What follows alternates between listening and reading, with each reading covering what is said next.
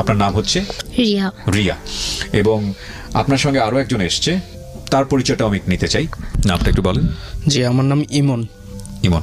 ইমনের বয়স কত এই মুহূর্তে? 20+। 20+। ওকে, কি করছেন পেশায় আপনি? আমি স্টুডেন্ট। এখনো পড়াশোনা করছেন? জি। সো রিয়া, আমরা শুরু করি। আপনার বয়স কত? আমার বয়স 20+, আর আমি পড়াশোনা করছি ইডেন মহিলা কলেজে, অনার্স 3rd ইয়ারে আছি।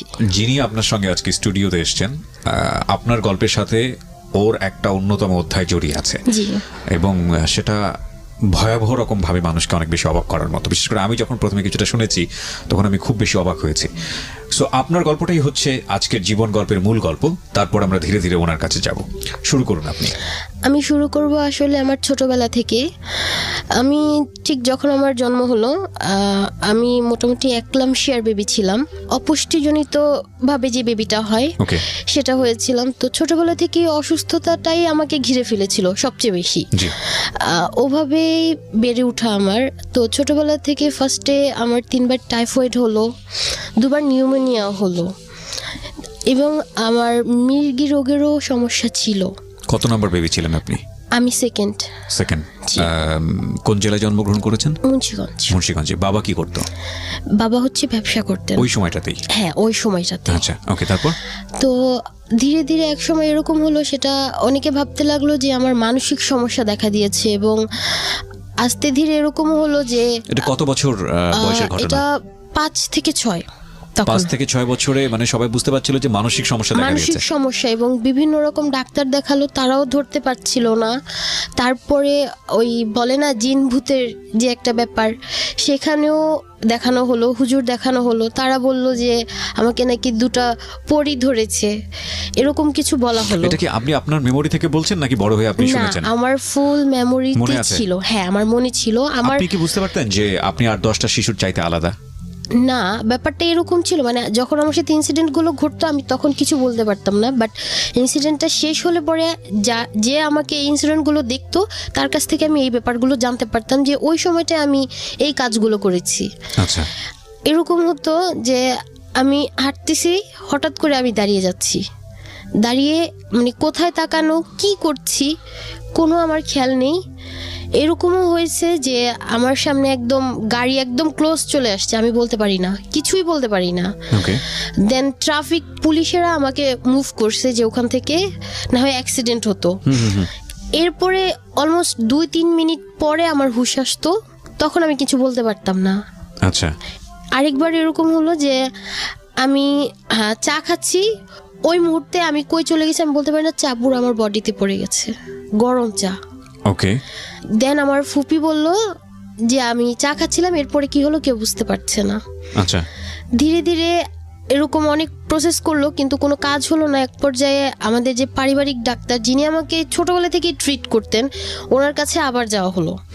তো উনি অনেক বেশি বইটই পড়াশোনা করে উনি জানতে পারলো সেটা হচ্ছে মৃগী রোগের লক্ষণ ছিল। এগুলো হচ্ছে মৃগী রোগের লক্ষণ ছিল। আচ্ছা। 2 বছরের আমার ওষুধের কোর্স দিল, এবং খুব হাই পাওয়ারেবল মেডিসিন যেটা ছিল, কন্টিনিউয়াসলি নেওয়ার পরে আমি ঠিক হলাম কমপ্লিটলি। আমি হচ্ছে 1 বছরে 3 মাস স্কুলে যেতে পারতাম। আমি যখন আবার 8-9 বছরে পড়লাম, তখন নতুন সিমটমস দেখা দিল যে আমি হাঁটতে পারছি না, বা আমার পা হাত খুব ব্যথা করছে, প্রচণ্ড পরিমাণে ব্যথা করছে, মুভ করতে পারছি না। আরও ট্রিটমেন্ট নেওয়া শুরু হলো। আমার যে ছোটোবেলা ডাক্তার ছিল ওনাকে দেওয়ার কাজ হলো না, কারণ উনিও যথেষ্ট বয়স্ক হয়ে গিয়েছে। ডাক্তার চেঞ্জ করা হলো।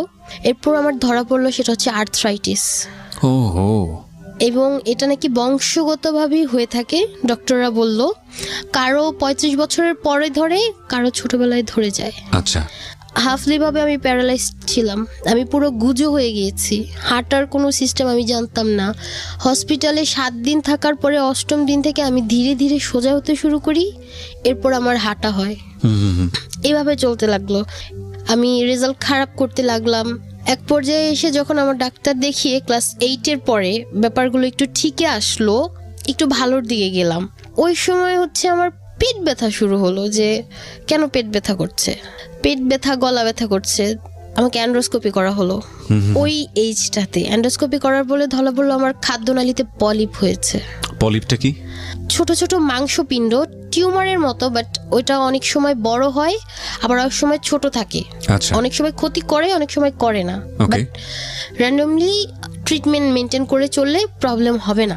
ওইটা মেডিসিন চললো, আমি ম্যাট্রিক পরীক্ষা দিলাম, এসএসসি দিলাম। তিনটা ডিজিজ, একটা হচ্ছে একলেমশিয়া, হ্যাঁ। তারপরে আপনার আরেকটা কি জানো, আর্থ্রাইটিস, Arthritis, তারপরে হচ্ছে আপনার পলিপ। হ্যাঁ। এটা কত বছর বয়সের মধ্যে? এইটা আমার ক্লাস 10 উঠার পরে ধরা পড়লো যে আমি পলিপে আক্রান্ত। ওকে, তারপর? এরপরে আমি পরীক্ষা দিলাম, পরীক্ষা দেওয়ার পরেও তো আমি মানে সুস্থ হয়ে উঠতে পারলাম না। তো মা ভাবলো যে হয়তো ওইটার আবার ডিজিজ দেখা দিয়েছে, যেহেতু মেডিসিনের কোর্সটা শেষ। যে ডাক্তারই আমাকে কোর্সটা দিয়েছিল সেই ডাক্তারের কাছে যাওয়া হলো, বাট এরপরে উনি আর কোনো রিজন পাচ্ছে না। উনি এগেন আবার বললো যে আমার মেন্টালি ভাবে আমি ডিপ্রেসড। Mentally depress? হ্যাঁ। মেন্টালি ডিপ্রেস হওয়ার পেছনে কি কোনো কারণ ছিল ফ্যামিলিতে? না। তখন পর্যন্ত তেমন কোনো কারণ নেই? তখন পর্যন্ত যখন ছিল, মানে যখন ছোট ছিলাম তখন হয়েছিল, তো তখন তো আমি কিছু বুঝতাম না। রাইট। আমার প্রবলেম বাড়তেই থাকলো, আমার কন্টিনিউয়াসলি পেট ব্যথা থামতো না, ইভেন আমার রক্ত শূন্যতা পড়ে গেল। মানে গাইনোলজিস্টকে সাজেস্ট করা হলো, সেখানে গেলাম। সেখানে এটা হচ্ছে 2011 শেষের দিকের ঘটনা। জি। সেখানে আমার ধরা পড়লো যে আমার ওভারিতে সিস্ট আছে, যেটা তখন রিয়ার, মানে তখন হচ্ছে 100 জনে একজন হয় এরকম ছিল ওই ব্যাপারটা। ওভারিয়ান সিস্ট বলা ওভারি হয়। সিস্ট বা ওভারিয়ান সিস্ট বোঝেন না, তাদের জন্য বিষয়টা একটু ডিফিকাল্ট হলে আমরা একটু বিষয়টা পরিষ্কার করতে চাই, কারণ ইটস রিয়েলি মেজারেবল। মানে একটা মেয়ের ওভারিতে সিস্ট হওয়া মানে এটা অনেক বড় ধরনের দুর্ঘটনার মুখোমুখি হলেও হতে পারে। আমার মনে হয় ওর ক্ষেত্রেও সেটা হয়েছে। কি এটার ইম্প্যাক্টটা কি? এটার ইম্প্যাক্ট এটাই যে ওই মোমেন্টে ডাক্তার কি বললো? ওই মোমেন্ট বলেছে এটা যে কখনো এটা রিকভার হবে না। ইভেন আমার যে সাইজটা সেটা হচ্ছে টিনি ওভারিয়ান সিস্ট, মানে যেটা এমন সাইজ আছে যেটা অপারেশন করা যাবে না, অপারেশন করলেও কোনো লাভ হবে না, এটা এগেন আবার হয়ে যাবে। ওকে। তো মেডিসিনের দ্বারা এটাকে দমিয়ে রাখা যাবে, মানে ধীরে ধীরে এটা কমবে, কোনো এফেক্ট করবে না। আর ইন দ্যাট কেস ফিউচারে আমি কখনো মাও হয়তো হতে পারবো না, এটা ডাক্তার ওই সময়টাতে বললো? ডিরেক্ট বলে দিয়েছে। ইভেন তখন আমি আর মা একসাথেই ছিলাম, আমার সামনেই বলা হয়েছে যে ট্রিটমেন্ট করি, দেন দেখা যাক। আমাকে ফার্স্টে মেডিসিন দিল যে 6 মাস এরকম কোর্স করে আসবে, আসার পরে আলট্রাসোনোগ্রাফি করতে দিত, করতাম। তো বলতো ছোট হয়েছে। এক একটা সিস্ট আমার ভ্যানিশ হতে অলমোস্ট 1 ইয়ার লেগে যায়, তারপরে আবার নতুন করে আবার হয় 6 মাস টোটালি সব অফ রেখে বলে যে 6 মাস পরে এসে চেক আপের জন্য, তখন আবার হয়ে যায়। আমি যতটুকু বুঝতে পারছি ছোটবেলা থেকে আপনি মানে এই ডিজিজগুলো গিফটেড বাই গড, এবং এগুলোতে কারোর কোনো হাত ছিল না, না। এবং প্রত্যেকটাই কোনোটার চেয়ে কম পাওয়ারফুল না। জি। আমি জানি না এই প্রশ্নটা করাটা উচিত হবে কিনা। বাবা মা বিরক্ত হতো না? ফ্যামিলির অন্যান্য মেম্বাররা বিরক্ত হতো না? হতো, মানে আমার জন্য অনেক বেশি প্রবলেম মাঝে মাঝে ফেস করতে হতো। ইভেন আমি যেটা অনেস্টলি বলবো, আমার মা হ্যান্ডেল করতো ব্যাপারগুলো, এবং সবচেয়ে বেশি আমার এফেক্ট পড়েছে আমার পড়াশোনাতে। আমি জানি না আমার ফিউচার কি হবে, আমি এর কোনো অ্যান্সার পাইনি এখনো। তো আমি একটু পিছনে যেতে চাই। জি। ক্লাস 7-এর ঘটনা হবে সেটা, যখন আমি আর্থ্রাইটিসে আক্রান্ত ছিলাম এবং আমি হসপিটালে ভর্তি ছিলাম, মানে ফুলি আমি সুস্থ হলাম। তার 2-1 দিন পরেই আমার চাচার বিয়ে ছিল। তো বিয়ের 3 দিন পরে, ঠিক 3 দিন পরে আমার বাবা কোনো একটা কারণে ব্যবসার কাজে নড়াইল যেতে হবে, বলল যে আমাকে নিয়ে যাবে। তো আমি গেলাম। নড়াইলের অনেক ভিতরে, বাড়ি কার কে আমি কিছুই চিনি না। ইভেন তখনও আমাদের বাসায় হচ্ছে আমার চাচার বিয়ের আমেজটা চলছে, ওর ভিতরে উনি হচ্ছে আমাকে নিয়ে চলে গেছে। কেন গেছে আমি জানি না, কারণ আমি ওই বয়সটা হয়নি যে আমি জিজ্ঞেস করব আমাকে কেন নিয়ে যাওয়া হচ্ছে বা কোথায় যাচ্ছি। 5 থেকে 6 দিনের মতো থাকা হয়েছিল ওখানে, যেখানে মানে একটা মহিলা ছিল যার বাসায় গেলাম, ওনার 2টা সন্তান ছিল, একটা ছেলে একটা মেয়ে। ওর বাড়িতে আর কেউ নেই। ওই মুহূর্তে আমি আর বাবা ওই বাসায় গেলাম। ওনার যে স্বামী মহিলার, উনি হচ্ছে দেশের বাইরে থাকতো, অতটুকুই জাস্ট শোনা হয়েছিল। আপনি তখন কোন ক্লাসে পড়েন? ক্লাস 7-এ। 7-এ, ওকে।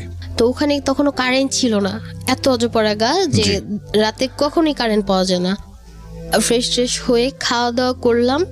তো একটা রুমে আমি ওই যে মহিলাটা ছিলেন আন্টি, উনি আর ওনার দুটা ছেলে মেয়ে এক বিছানায় ঘুমালাম। আমার বাবা ছিল অন্য রুমে।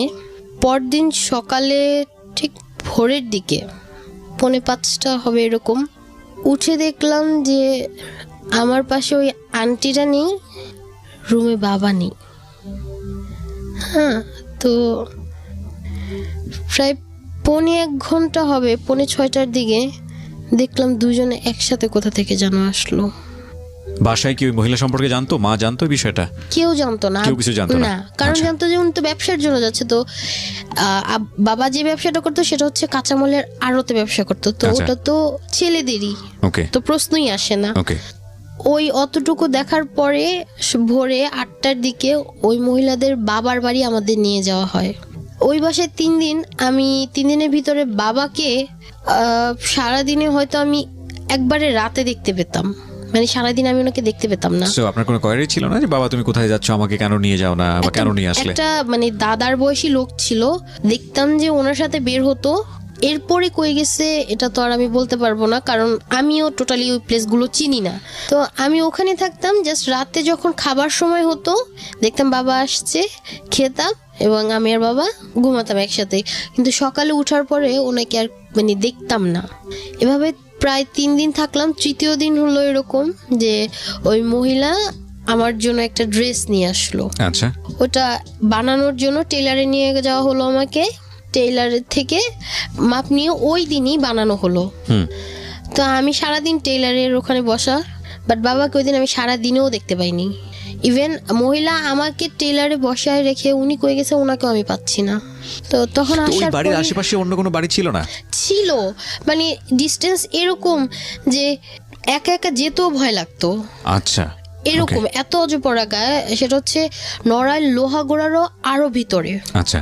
সেখানে তো রাতে খাওয়া দাওয়ার পরে ওই ড্রেস পরলাম। পরদিন সকালে আমরা চলে আসলাম ঢাকাতে। হুম। তো সবাই জিজ্ঞেস করলো কি করলা, কি মজা করলাম। আমি বললাম যে আম্মু আমি তো ঘুরলাম, অনেক মজা করলাম। ইভেন তখন আমি বলি নাই, কারণ আমার ভিতরে ওরকম কোনো মানে কিছু জাগেই নেই যে আমি বলবো যে বাবাকেও দেখিনি, তারপরে আন্টিটাকেও দেখিনি। তো আমি বললাম যে আম্মু আমি তো কাউকে চিনলাম না, আর এরকম কয়েকটা লোককে দেখলাম, বাট জায়গাটা সুন্দর ছিল। 3 মাস পরে আমাদের বাসায় সেই আন্টিটা আসলো যাদের Okay. বাসায় আমি গেলাম। ওকে। উনি ওনার স্বামী এবং 2 ছেলে মেয়ে সহ আসলো। প্রায় 7 দিন হয়ে যাচ্ছে, মানে ওনারা আমাদের বাসা থেকে যাচ্ছে না। বললো যে ট্রিটমেন্টের জন্য আসছে। ট্রিটমেন্টের জন্য ওনাকে সেকেন্ড ডে থেকে আসার পরে সেকেন্ড ডে থেকে ধানবন্দি নিয়ে যাওয়া হচ্ছে। তার চেয়ে মজার বিষয় হচ্ছে আমার মা যাচ্ছে না। উনি একটা মেয়ে, সাথে তো যাওয়ার কথা আমার মারই, আমার মা যাচ্ছে না। ওনার স্বামী ঢাকা আসার পরে বললো যে উত্তরা এই সাইডে গেছে, মানে কোনো একটা কারণে, সেটা হয়তো ওনার বাইরে যাওয়ার কারণে এই আবার যাবে সেই ব্যাপারে কিছু প্রসেস করার জন্য। হ্যাঁ আচ্ছা। গিয়েছে। আমার বাবা সেই আন্টিটার সাথে ডাক্তারের কাছে যেত, ওকে। আর ওনার 2 ছেলে মেয়ে আমাদের বাসায় রেখে যেত। প্রায় বিকালে মানে বাকি সব মেম্বাররা কি বিষয়টাকে খুব স্বাভাবিকভাবে নিচ্ছিল, লাইক হ্যাঁ। আপনার মা, হ্যাঁ, মানে ওনার হাজবেন্ড? ব্যাপারটা এরকম। আসার পরে এতটুকু জানতে পারলাম যে উনি নাকি মানে ওনার যে হাজবেন্ড আমার বাবার কাছ থেকে টাকা পেত কিছু। আচ্ছা, মানে ভদ্রমহিলার হাজবেন্ড টাকা পেত? হ্যাঁ, টাকা আচ্ছা, পেত। ওকে। তো সেই থ্রুতে আসা, সেজন্য আসছি ট্রিটমেন্টের জন্য। প্রায় বিকেলে 4টার দিকে বের হতো, বাসায় ফিরতে ফিরতে 10:30 বাসায় ফিরতো। হুম। তখন এগুলো নিয়ে কোনো কোয়েশ্চেন ছিল না আসলে, যে তখন আমরা এভাবে আবদ্ধ ছিলাম কারণ উনি আমাদের কাছে যেহেতু টাকা পায় তো আমাদের মানতে হবে, ব্যাপারটা এরকম ছিল হয়তো, সেজন্যই হয়তো কিছু বলা হয়নি। কিছুটা অদ্ভুত লাগছে আমার কাছে, তবে গল্পের শুরু হয়েছে মাত্র, প্রিয় শ্রোতা। আমরা হ্যাঁ বলুন তারপর। ওভাবে ওনারা 7 দিন পরে যখন গেল, তো আমার মা জিজ্ঞেস করলো যে টাকা কি দেওয়া হয়ে গেছে, এরকম কিছু। বল যে আরে কিসের, এগুলো তো কোনো ব্যাপারই না। আমার বাবা বললো যে এগুলো তো দেওয়া হয়েছে, ওনারা আসছে বেড়াইতে, কারণ হচ্ছে উনি বাহির থেকে আসছে তো সেজন্য বেড়াইতে আসছে। তা আমার মাও খুব সিম্পলি ভাবে ব্যাপারটা নিল, কোনো প্রবলেম নাই। তো তখন উনি আস্তে আস্তে শুনলাম যে ডে বাই ডে উনি ওনার কারো কাছ থেকে টাকা ধার নিছে, অন্য আরো কারোর কাছ থেকে টাকা ধার নিছে, এরকম মানে শোনা যাচ্ছে। কে সেটা? সেটা হচ্ছে টাকাটা ধার নিচ্ছে কে? আপনার বাবা? শ্যামবাজারের, হ্যাঁ ধার নিচ্ছে শ্যামবাজারের বিভিন্ন লোক, Okay. এক এক সময় এক একজন আসছে। তো আমার মা বিলিভ করলো না প্রথমে যে ব্যাপারটা এটা আসলে হয় কি করে, কারণ আসছে মানে কি বাসায় আসতেছে হ্যাঁ আপনাদের? বাসায় আসা শুরু করছে ওই সময়টাতে? ওই সময়টাতে। আচ্ছা। তো বিলিভ করতেছে না, বিলিভ না করে আমার বাবাকে অনেক জিজ্ঞেস করা হলো, বাট সে কখনো বলে না। সে বলে যে আরে না এগুলো তো কিছুই না, ওনারটা দেওয়া হয়ে গেছে, ওনারটা দেওয়া হয়ে গেছে, এরকম বলতো। ইভেন যখন ট্রিটমেন্ট মানে আমার ট্রিটমেন্টের সময় আসতো, দেখা যেত ম্যাক্সিমাম সময় হচ্ছে উনি ট্রিটমেন্টে যে টাকাটা সেটা দিতে পারছে না বা দিত না। তো সেটা এনিহাও আমার মা ম্যানেজ করতো, ওনার গহনা ছিল বা ওনার জমানো কিছু অ্যামাউন্ট নিয়ে যখন বলতো যে আমার ট্রিটমেন্ট, চলে যেতাম। ক্লাস 8-এ উঠলাম, তখন আমার মার ধরা পড়লো যে তার পিত্তথলিতে পাথর হয়েছে। তো সিমটমসগুলো হচ্ছে এরকম যে জ্বর আসতো আর খুব পেটে ব্যথা করতো। জি। তো আমার বাবাকে সবসময় বলো তো যে আমাকে একটু ডক্টরের কাছে নিয়ে যাও, আমি এত অসুস্থ। আমার বাবা টানা 15 দিন আমার মাকে শুধু নাপা ট্যাবলেট খাওয়ালো, সে কখনো ডাক্তারের কনসালটেন্ট কোনো কিছু হলো না। এটা কি মানে তার আর্থিক সমস্যার জন্য নাকি তার সামর্থ্য ছিল কিন্তু সে করেনি? সে করেনি। ওকে। একদিন আমার মা কিছু টাকা ম্যানেজ করলো, নিজেই ডাক্তারের কাছে গেল। যাওয়ার পরে সেখানে ট্রিটমেন্ট শুরু হচ্ছে। তো বিভিন্ন রকমের টেস্ট দিল। আমার মার যে খালাতো ভাই, জি। ওনার কাছ থেকেও কিছু টাকা ধার নিয়েছিল ট্রিটমেন্টের জন্য। পরে রিপোর্ট আসলো 1 সপ্তাহ পরে যে আমার আম্মুর গল ব্লাডারে পাথর হয়েছে, পিত্তথলিতে পাথর। বললো যে ইমিডিয়েট অপারেশন করতে হবে। আর একটু বলবো, আমার যে বড় বোন হয়তো আমার থেকে 5 বছরের বড় হবে, উনি বিষয়গুলো খুব ভালোভাবে লক্ষ্য করেছিল। ওকে। তো আমার মার সাপোর্ট তখন ওই মুহূর্তে শুধু আমার বড় বোনই ছিল, কারণ আমি যেহেতু ছোট, তো আমার দিক থেকে তো কিছু করা সম্ভব হয়নি। আমার বড় বোন আমার মাকে নিয়ে ডাক্তারে দৌড়াদৌড়ি শুরু করলো। তো as soon as possible treatment করতে হবে, এবং ওই মুহূর্তে আমার মার ডায়াবেটিক্সও ধরা পড়লো, পিত্তথলিতে পাথর প্লাস ডায়াবেটিক্স।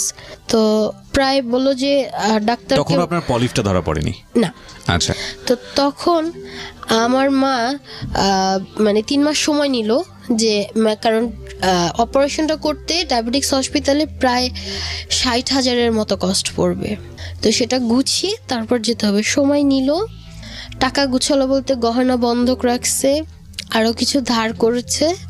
তারপর আমাকে একা বাসায় রেখে আমার মা মানে মা আর বোন হসপিটালে গিয়েছে, ডায়াবেটিক্স হসপিটালে, সেখানে ভর্তি হয়েছে। আমার বাবা তখনও জানে না, সে তখনও এটা বলেনি যে কিছু অ্যামাউন্ট আমার দেওয়া উচিত বা অ্যাটলিস্ট তাকে হেল্প করা উচিত, যে হেল্প করা উচিত, মেন্টালি সাপোর্ট করা উচিত।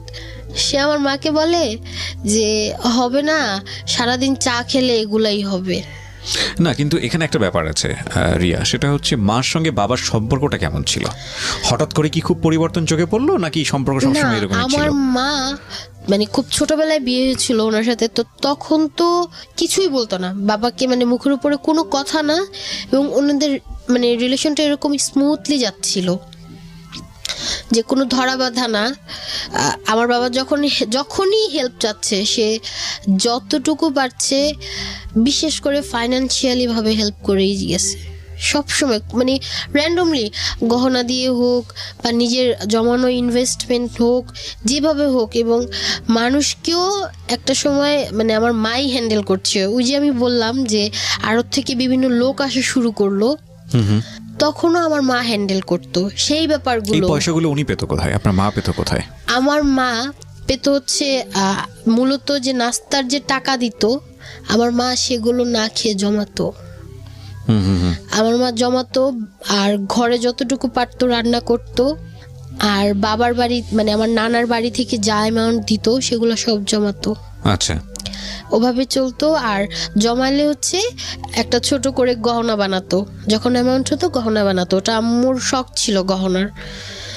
এমন হয় যে আম্মুর 28 ভরির উপরে গহনা ছিল। আমার মাকে সে এই কথাটা বলল যে চা খাওয়ার কারণে নাকি আমার মা এরকম অসুস্থ হয়েছে, ইভেন তার পিত্তথলিতে পাথর হয়েছে। আর তো আমার বোন যখন আমার মাকে নিয়ে হসপিটালে যাচ্ছে ভর্তি করানোর জন্য, আমার বাবা একটাবারও জিজ্ঞেস করলো না তোমরা কি আজকে ভর্তি হতে যাচ্ছ বা অপারেশনটা কবে। আমাকে একা বাসায় তালা মেরে যেত, আমি বাসার ভিতরে থাকতাম। ইভেন ওই 2 মাস আমার টোটালি স্কুল যাওয়া টোটালি অফ ছিল। মা অসুস্থ হওয়ার পর থেকে আমি স্কুল এবং বাসার যে টিউশন কিছুই করিনি। কি শুধু করতেন আপনি ওই 2 মাস বাসার মধ্যে? এটা তো মানে- খুবই বোরিং হওয়ার কথা। 2 মাস বলতে আমার মাকে রেখে, মানে আমার মাকে ভর্তি করানো হলো যখন ডায়াবেটিক্স হসপিটালে, আমার বোন আসতো, একটা সময় আসতো শুধু, এসে কিছু রান্না করতো, খাবার নিয়ে আবার চলে যেত। ওই সময়টাতে আপনার বড় বোন কি করতো? আমার বড় বোন ওই সময়টাই স্টাডি করতো, পড়তো উনি? অনার্সে কেবলমাত্র সে ভর্তি হয়নি। আচ্ছা সে কেবল ইন্টার কমপ্লিট করেছে, তার রেজাল্ট আউট হয়নি। আচ্ছা, এমনিতে সে পড়াশোনা করেছে কোথায়? সে ঢাকা ইউনিভার্সিটি থেকে অনার্স মাস্টার্স কমপ্লিট করেছে। ঢাকা ইউনিভার্সিটি থেকে অনার্স মাস্টার্স কমপ্লিট করেছে। এবং উনি যিনি রিয়া আজকে এখানে তার জীবন গল্প বলছেন, তিনি নামকরা একটি পাবলিক বিশ্ববিদ্যালয়ে অনার্স 3rd ইয়ারে আছে, রাইট? ওকে, হ্যাঁ বলেন তারপর। তো তখন আমার বোন আসতো জাস্ট আমার জন্য রান্না করতে এবং নিজের আর আম্মুর খাওয়ার রান্নাগুলো করে নিয়ে যেত ওই সময়টা। আর আমার বাবা দেখতাম যে সে খুব ভোরে চলে যেত, অ্যাজ ইউজুয়াল যেটা হয় যারা বিজনেস করে, খুব ভোরে চলে যায় এবং খুব রাতে আসে, জি, এরকম বিষয় ছিল। তো যেদিন আম্মুর অপারেশন হবে, মানে অ্যাডমিটের 2 দিন পরে আম্মুর অপারেশন হবে, আচ্ছা, কেউ জানতো না, না আমার নানু বাসার ফ্যামিলি, না আমার দাদু বাসার ফ্যামিলি। আপনি জানতেন? শুধু আমি জানতাম, আমার বোন, আমার বাবা জানতো। আচ্ছা, হ্যাঁ, তো যখন যেদিন অপারেশন হবে সেদিন শুধু আপু আসছে খুব ভোরে, এসে জাস্ট কিছু কাপড় নিল আর আমাকে একটু বাইরে থেকে খাবার কিনে দিয়ে চলে গেছে। বললো যে আজকে আম্মুর অপারেশন। ফোন ছিল শুধু 2টাই, আমার মার কাছে থাকতো আর আপুর কাছে থাকতো। তো আম্মুরটা বাসায় রেখে গেছে যে ইন দ্যাট কেস যদি কোনো প্রবলেম হয় আমি যাতে একটা মিসড কল দিতে পারি অ্যাটলিস্ট, ওকে। সেটার জন্য। আর আপুর কাছে ছিল। ক্লাস 8-এ পড়তেন ওই সময়টাতে জি। আপনি? ওকে। তখন আমার কি বলে গেল, তো আমি বললাম যে আপু আমাকে নিয়ে যাও। তো বললো যে অপারেশন হোক তারপর তোমাকে নিয়ে যাব। তো আপু চলে গেল। তখন হয়তো দুপুর 1টা নাগাদ বা 2টা নাগাদ হবে, আমার বাবা আসলো। তো আসার পরে আমি বলতেছি আজকে তো আম্মুর অপারেশন, চলো আমাকে নিয়ে চলো। তো বললো যাবো অপারেশন হয়ে নাকি এরপর যাব। অপারেশন হওয়ার পরে আপু আমাকে ফোন দিল যে অপারেশন হয়ে গিয়েছে। আমার বাবা আমাকে হসপিটালে, ডায়াবেটিক্স হসপিটালে নিয়ে গেল। বাট দ্য ফ্যাক্ট ইজ, হসপিটালে যখন পৌঁছালাম কোনো চিফ গেস্ট আসছিল, যার কারণে ওদিন প্রবেশ নিষেধ করে দিয়েছে, বাইরে থেকে কোনো প্রবেশ হবে না। ওকে। আনফরচুনেটলি আমি আম্মুকে দেখতে পেলাম না অপারেশনের পরেও। ওদিন ফেরত আসলাম। পরদিন সকালে আমার ছোট ফুপু যিনি, তিনি আমাদের বাসায় আসলেন। কেন? কারণ হচ্ছে আমি বাসায় একা, সেজন্য এসেছেন। ওকে ওকে ওকে, আমারও কিছুটা হাসি চলে এসছে, মাফ করবেন। ঠিক আছে, হ্যাঁ। তো আসলেন পরে, এখন আমি তো ওনাকে মানে ভিতরে আনার কোনো সিস্টেম পাচ্ছি না, তালা দেওয়া বাইরে থেকে। হ্যাঁ। হ্যাঁ, তো উনি ওখানেই অপেক্ষা করলো। আমার বাবা আসার পরে খুললো, উনি আসছে। মানে এনিহাও আমার মা জোরাজুরি করে ডিসচার্জ নিয়ে আসছে শুধু আমার জন্যে। এতদিন দেখেনি মেয়েটা কি এতদিন করছে। দেখিনি, আর বাসায় তো কেউ নেই। প্লাস হচ্ছে আমার তখন 9-এ উঠবো, একটা এক্সট্রা প্রেশার, পড়াশোনা করছি না। আমার মা বললো যে বাসায় আমার ছোট বাচ্চা রাখা, ডক্টরকে এইভাবে বললো যে আমার ছোট বাচ্চা রাখা, এনিহাও আমাকে যেতে দিতেই হবে। তো ডক্টর খুব জোরাজোরি করার পরে ডিসচার্জ তো দিল। তো উনি বলছে যে আপনার কোনো কিছু করা যাবে না, আনটিল 2 মাস অ্যাটলিস্ট কিচ্ছু করা যাবে না। অলরেডি 15 দিন কাভার হয়ে গেছে। তো মা আসছে, আসার পরে সিঁড়ি দিয়ে উঠতে উঠতে ওনার ব্লিডিং আবার শুরু হয়ে গিয়েছে। ওহো। আমার বোন সাথে তখন মাথায় হচ্ছে রেজাল্টের প্রেশার ছিল, তার রেজাল্ট পাবলিশড হলো, সে এরপর বিভিন্ন ইউনিভার্সিটির জন্য প্রিপারেশন নিবে। আমার মা মোটামুটি 7 দিন পরে গোসল করলো। গোসল করার পরে আবার ব্লিডিং শুরু হলো, ওকে। র্যান্ডমলি। এরপর মানে খুব কষ্ট করে ওনাকে ডাক্তারের কাছে নিয়ে যাওয়া হলো যে এরকম কেন বারবার হচ্ছে, জানা হলো যে ইনফেকশন হয়ে গিয়েছে। ওহো। দেন সেটার আবার ট্রিটমেন্ট চললো, বাট আমার মা কন্ডিশন আগেই দিয়ে রাখছে যে আমাকে হসপিটালে কোনো মতে অ্যাডমিট রাখা যাবে না, কারণ আমার ছোট বাচ্চা বাসায়, সে একা। এবং তার পরীক্ষা। হ্যাঁ, আমার মা এইভাবে ট্রিটমেন্ট নিতে থাকলো যে এসে আমার বোন ভার্সিটি অ্যাডমিশনের জন্য কোচিং শুরু করলো। আর আমার মা বাসায় আসার 3 দিন পরে আমার সেই ছোট ফুপুও চলে গেল। আচ্ছা। তো মোটামুটিভাবে তখন আমার স্যারও ছিল না, আমাকে যে পড়াবে তিনিও চলে গেলেন। আর আমার বাবা যদি মানে ওনার ইচ্ছে হতো তাহলে 12টা-1টার দিকে হয়তো বাজার নিয়ে আসতো, নতুবা 2-3 দিন পরে একদিন বাজার নিয়ে আসতো, এরকম একটা বিষয় ছিল। সে সকালে বের হতো, কে কি নাস্তা করলো, কি করবে, কিভাবে ঘরটা চলবে, সেগুলো তার কোনো খেয়াল ছিল না।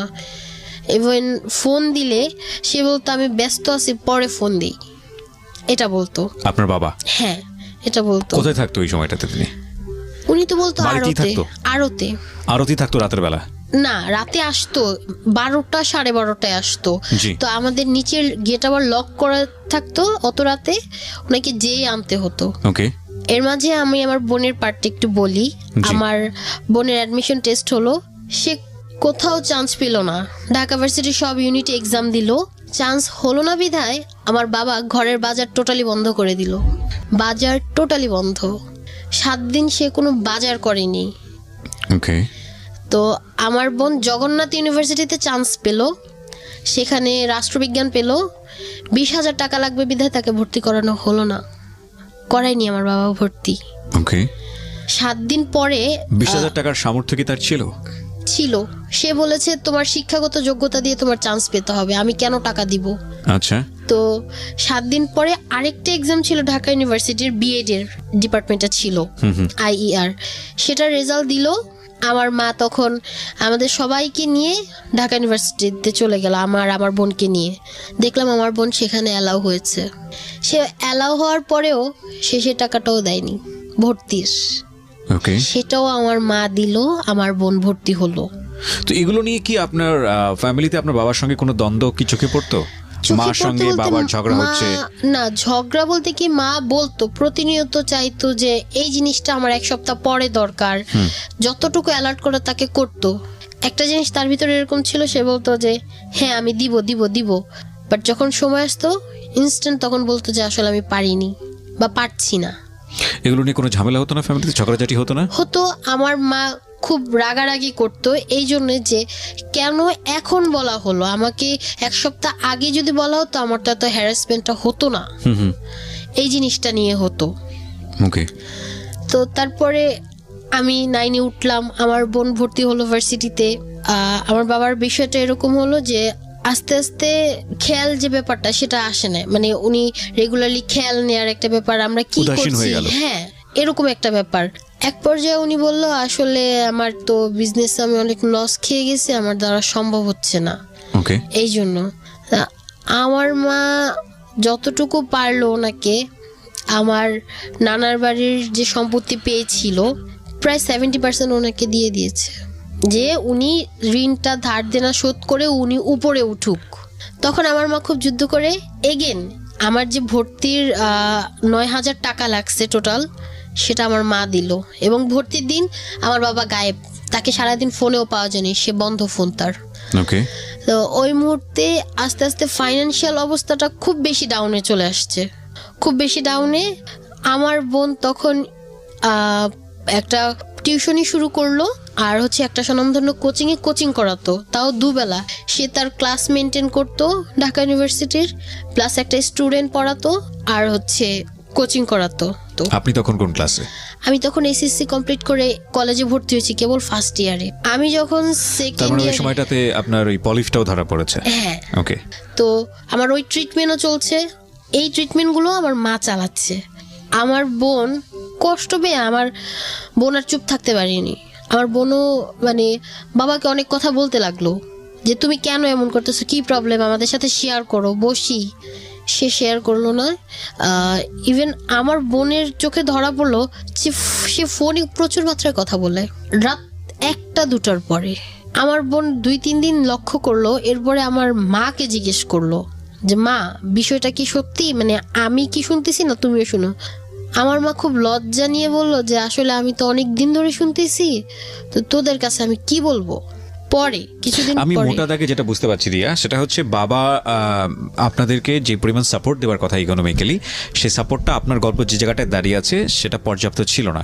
কিন্তু আমি বারবারই একটা জায়গায় নক করতে চাই, সেটা হলো বাবার আদৌ এই সামর্থ্যটা ছিল কিনা। ছেলেদের ভিতরে কিন্তু এক ধরনের একটা বড়, সব ছেলের ভিতরে এই মানসিকতাটা আছে, সেটা হচ্ছে তারা খুব সহজে নত হতে চায় না। তাদের পকেটে 500 টাকা আছে, কিন্তু সে সেটা প্রকাশ করতে চায় না যে তার যে পকেটের যে দৈন্যতাটা। হ্যাঁ, এবং হয়তো বাবা এরকম একটা ভাব নিত যে না, সে সবকিছু করে ফেলতে পারে, সে ডিসিশন মেকিং এর জায়গাতে আছে, কিন্তু অর্থনৈতিকভাবে তার সে সামর্থ্যটা ছিল না, যেটা হয়তো মা বোন বিভিন্নভাবে কিংবা মা তার নিজের বাড়ি থেকে নিয়ে এসে আপনাদেরকে সাপোর্টটা দিত। সো এই কারণে কি আপনারা ক্লেমটা করছেন বাবাকে? মানে আমি কোনো এক্স্যাক্ট রিজন পাচ্ছি না আঙুল তোলার, এই কারণে আমি প্রশ্নটা করছি যে ওনার কাছে প্রচুর টাকা আছে, সে টাকা উনি নিজে উড়িয়ে দিচ্ছে, কিংবা ওনার পকেটে প্রচুর টাকা আছে, সে টাকা তিনি অন্য কোনো কাজে ব্যয় করছে, এবং আপনার পড়ার সময় যে টাকাটার প্রয়োজন সে টাকাটা উনি দিতে পারছে না। যদি এরকম কোনো রিজন হয়, দ্যাট টাইম ওকে, সেটা নিয়ে কথা হতে পারে। ব্যাপার হচ্ছে আমি কিছু কিছু জায়গা পয়েন্ট করি, সেটা হচ্ছে এই যে যখন অসুস্থতার ব্যাপার আসছে এবং বিভিন্ন পড়াশোনার ক্ষেত্রগুলো আসছে, উনি তখন মুভ হয়ে যাচ্ছে। মুভ মানে কোথায় যাচ্ছে? মানে অনীহা টোটালি। সে আচ্ছা আমি দিব এরকম বলে যে হ্যাঁ আমি দিব। আজকে যে গল্পটা এখানে আমরা উপস্থাপন করছি, এই গল্পটা এত মারাত্মক একটা গল্প, গল্পের জায়গায় যদি আপনি এন্টারটেইন খোঁজেন তাহলে এরকম এন্টারটেইন বা ক্লাইম্যাক্স পাওয়াটা খুবই দুষ্কর হবে সেই অর্থে, কারণ এই গল্পটার ভেতরে আপনাকে ঢুকতে হবে। এটা একটা পারিবারিক চিত্র। দ্বন্দ্বটা দেখুন বাবা এবং মার মধ্যে। কাকে নিয়ে? বাবা এবং মার মধ্যে। সন্তান হচ্ছে এখানে অ্যাক্টর, এবং সন্তানরা ডিভাইড করে ফেলছে বাবা এবং মাকে বিকজ অফ দেয়ার অ্যাক্টিভিটিস। এটা এত ইম্পর্টেন্ট একটা সোশ্যাল মেসেজ আজকে দেবে আজকের এই জীবন গল্পটা। এটা যারা শেষ পর্যন্ত শুনবেন তারাই বুঝতে পারবেন, এবং এই ঘটনা আমাদের সমাজে অহরহ ঘটে। যেই সন্তান বাবার কাছে এতটা প্রিয়, ছোটবেলায় বলছে যে সে বাবার অনেক বড় ভক্ত ছিল, সে দেখুন সিচুয়েশনালি কিন্তু বাবার কাছ থেকে সরে আসতেছে, এবং বাবার একটা মারাত্মক রকমের কথা যদি আমরা মেনে নেই, মারাত্মক রকমের একটা অনীহা ওদের প্রতি, ওদের 3 জনের প্রতি। সেটার পেছনে সুনির্দিষ্ট কোনো কারণ আছে কিনা সেটা ওর কথা শুনে বের করাটা খুব মুশকিল। কিন্তু বিষয়টা যদি এরকম হয় যে বাবা যদি বুঝতে পারে এই 3 জনই হচ্ছে আমার প্রতিপক্ষ, আমার স্ত্রী সহ আমার 2 সন্তান, এই 3 জনই হচ্ছে আমার প্রতিপক্ষ, তাহলে বাবার কাছ থেকে ফুল সাপোর্টটা এক্সপেক্ট করাটাও কিন্তু খুব ডিফিকাল্ট। আমাদের এই মনোজাগতিক জায়গাগুলোতে খুব নিউট্রাল হয়ে চিন্তা করতে হবে, এবং এই জায়গাতে আমি জানি যে অনেকেই হয়তো বাবা হয়ে শুনছেন, অনেকেই হয়তো বা সন্তানের জায়গা থেকে শুনছেন, এবং আজকের এই গল্পে অনেকেই তাদের ফ্যামিলির অনেকখানি মিল খুঁজে পাবেন, এবং হয়তো আজকের এই গল্পটা তাদের অনেক ভালো একটা সমাধানের দিকে নিয়েও যাবে। দেখা যাক, আমরা একটু সামনের দিকে যাই। হ্যাঁ, তারপর সিচুয়েশন এস্কেপ করতো, যখন কোনো একটা অর্থনৈতিক সাপোর্টের প্রয়োজন হতো সিচুয়েশন এস্কেপ করতো, এবং ডোন্ট কেয়ার একটা ভাব ছিল। কিন্তু আমি মানে ওই জিনিসটা বুঝতাম না, সে আমাদের কাছে কেন ফাইন্যান্সিয়ালি হেল্প যেত, ফাইন্যান্সিয়ালি হেল্প চাইতো। হ্যাঁ, মানে অ্যাজ ইউজুয়াল এরকম হতো। আমার মাকে ইমোশনালি সে ব্ল্যাকমেল করতো। তা মা কোথা থেকে এনে দেবে, সে কি সেটা বুঝতো না? টার্গেট থাকতো আমার মার গহনাগুলো। তো আমার মা বলল যে তুমি যে এত ইনভেস্ট করছো, তো সেটা কিসে করছো, বিজনেসে নাকি কোনো প্রপার্টি রাখা হচ্ছে? যে তখন বের হয়ে আসলো যে তিনি গাজীপুরে নাকি জায়গা রেখেছেন, সেই জন্য এত বছর ধরে উনি এরকম করছেন। আচ্ছা, তো সেটা পৌরসভার নাকি জায়গা ছিল, সেজন্য খুব দাম। একটা জায়গার কস্ট হচ্ছে 18 লাখ থেকে 20 লাখ পড়ছে। তিনি 2টা জায়গা রেখেছেন, তার মধ্যে একটা জায়গার হচ্ছে নামজারি করাতে ভুল ছিল, সেটার সমাধান করতে নাকি ওনার এত টাকা ইনভেস্ট করতে তো এগুলো হচ্ছে। ফ্যামিলির সাথে সে কেন শেয়ার করেনি? সে বলেছে যে আমি করে একবারে নাম দিতাম।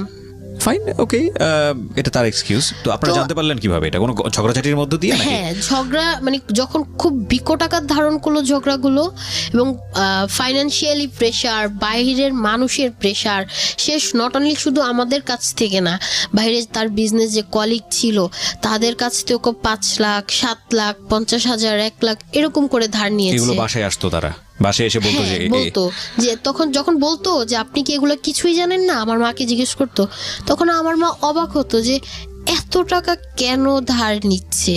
যখন জানলো তো আমার মা জিজ্ঞেস করলো তাহলে এই জমিগুলো কার নামে লেখা হয়েছে, আমার 2 মেয়ের নামে না? বলে না আমার নামে লেখা হয়েছে, তো ওইটা ভুলে লেখা হয়েছে, ওইটাই ঠিক করব, ওইটা ঠিক করার জন্য এত টাকা লাগবে। আমার মাকে এই আশাটা দিল। আমার মা লাস্ট যা ছিল সেটাও দিল সম্বল, যে আমার 2 মেয়ের একটা সম্বল হবে, সেজন্য দিল। তো যখন আমি আমার কোচিংয়ের প্রায় শেষের দিক হবে, প্রায় শেষের দিকে 2012-র দিকে আমাদের বাসায় পিসি আসলো, তখনই ওদের টাইম আমি ফেসবুক খুলি, কারণ সবাই নতুন নতুন খুলে, আপুকে বলে দিলাম, খুললো। খোলার পরে 2জন এক আইডি ইউজ করতাম, কিছুই বুঝতাম না। তো মোটামুটি বুঝার পরে আপু দেখলাম 1 বছর পরে নিজের একটা ফেসবুক আইডি খুললো। তো আমি আমার ফেসবুক আইডিতে ইউজ করতাম, তো তখন নতুন কিছু বুঝতাম না, খুব কম বসতাম। আস্তে আস্তে বসার পরে মজা যখন পেয়ে যায় তখন রেগুলারলি বসতাম। একটা SMS আসছে, তো আমি ওইটা রিপ্লাই দেইনি কোনো, যে কি এটা কি আমি চিনি না, কেনই ব্যাড নিব। এরপরে 3 মাস পরে আবার একটা SMS আসলো ইনবক্সে। তো আমি সেটাকে নক করলাম যে আচ্ছা কে আপনি, আর এটার নাম ছিল হচ্ছে রূপকথার রাজকুমার। ওকে। তো অ্যাজ ইউজুয়াল কোনো ইনফরমেশন দেয়া নেই, এইরকম অড টাইপ নাই, তার মানে এটা ফেক টোটালি। আমার থট তো তখন এটাই। তখন তার সাথে পরিচয় হলাম, ওই আইডিটার মানুষের সাথে পরিচয় হলাম। হওয়ার পরে জানতে পারলাম যে আমরা সেম এজ, সেম ক্লাস। তা আমি খুব হ্যাপি হলাম এই জন্যে যে যেহেতু আমার ব্যাক সাপোর্টটা কম, আমি বই কম কিনতে পারছি, শুধু আমি কোচিং করে যাচ্ছি। তো আমার ধারণা হলো যে যদি আমি কোচিংয়ের পড়াগুলো এক্সচেঞ্জ করে পড়তে পারি তাহলে আমার জন্য খুব হেল্প হবে। ওকে।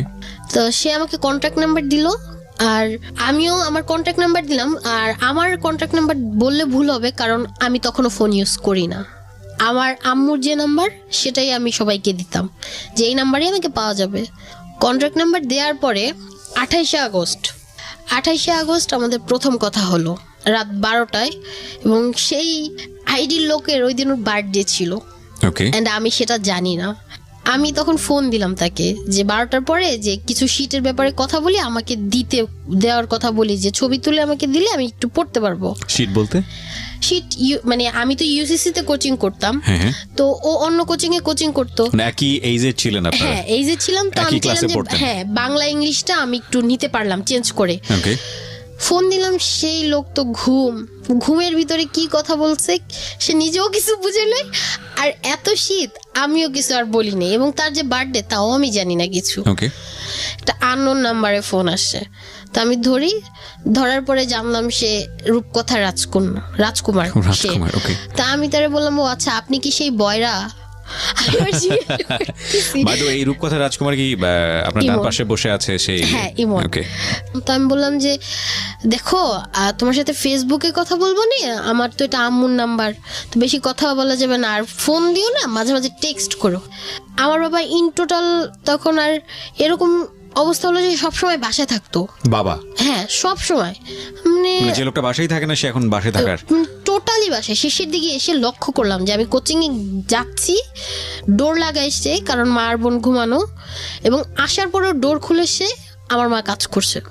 তো আমি মাকে জিজ্ঞেস করলাম, মা কি হয়েছে, এরকম বাবা বাসায় কেন?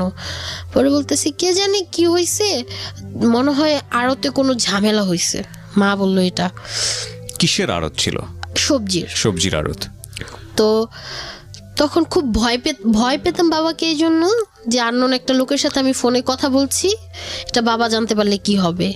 সেই রূপকথা রাজকুমার যিনি, ওর সাথে আমার তখন SMS এ খুব বেশি কথা হচ্ছে, মানে ওর সঙ্গে কন্টিনিউয়াসলি যোগাযোগ হতো, মানে ইমনের সঙ্গে। হ্যাঁ ইমনের সঙ্গে কন্টিনিউয়াসলি যোগাযোগ শুরু হচ্ছে, এবং আমাদের পিসিতে প্রবলেম দেখা দিল। আচ্ছা। তো তখন পিসিতে আর বসার কোনো সুযোগ নেই, যা হচ্ছে আম্মুর ফোন দিয়ে হচ্ছে। ওকে। তো ব্যালেন্স শেষ হলে আমার সেটাও ক্যাপাবিলিটি নেই যে আমি ভোরে একটা মানুষের সাথে কথা বলবো বা রিচার্জ করব। সেই রিচার্জটা আমাকে ইমন করে দিত। ও কি আপনার সিচুয়েশনগুলো জানতো কোনো না কোনো ভাবে? মানে আমি ওকে শেয়ার করতাম যে দেখো বিষয়টা এরকম, যে আমি কোথাও চান্স পাচ্ছি না ফাইন্যান্সিয়ালি ভাবে, এরকম মানে খুব ভালো একটা বন্ডিং যখন হয়ে গেল 3-4 মাস পরে আমি শেয়ার করতে লাগলাম হ্যাঁ ফ্যামিলি বিষয়টা, প্রিভিয়াস গুলো না, বাট ডিজিজ ব্যাপারে যে আমি এরকম অসুস্থ থাকি এটা বললাম। ওকে। খুব ডিপ্রেশন কাজ করলো, আর আমার বাবা তখন বলতেছে কোথাও চান্স পাও নাই তো, সে মানে খোঁচা মারা যে একটা কথা বলে না, ওরকম করে কথা বলতেছে। তো লাস্ট সুযোগ ছিল এটাই যে জাতীয় ইউনিভার্সিটি, বর্তমানে যেটা হচ্ছে ঢাকা ইউনিভার্সিটির আন্ডারে চলে গিয়েছে প্রতিষ্ঠানটি, সে প্রতিষ্ঠানে পরীক্ষা দিতে গেলাম এবং ফার্স্ট মেরিট লিস্টে আমার নাম চলে আসলো। রাইট। সেই দিন যখন বললাম, তখন সে বললো, আমার বাবা বলল, জাতীয় ভার্সিটিতে পাবলিকে তো আর পাও নাই। আমার বাবা আমাকে এটা বলল। এক সপ্তাহ পরে যখন ভর্তির সময় আসলো, ভর্তিতে টোটাল হচ্ছে সারা বছরের বেতন সবকিছু সহ 5,000 টাকা লাগতো, 200 কম 5,000 টাকা।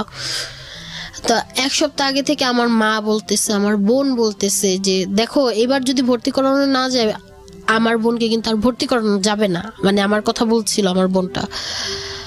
সে বলল হ্যাঁ হয়ে যাবে সমস্যা নেই। কথা বলতে বলতে ডেডলাইন চলে আসছে, যেদিন আমি ভর্তি হতে যাব সকাল 12টার ভিতরে আমার ওখানে ভর্তি কমপ্লিট হতে হবে, কারণ ব্যাংক বন্ধ হয়ে যাবে, ব্যাংকে আমার টাকাটা সাবমিট করতে হবে।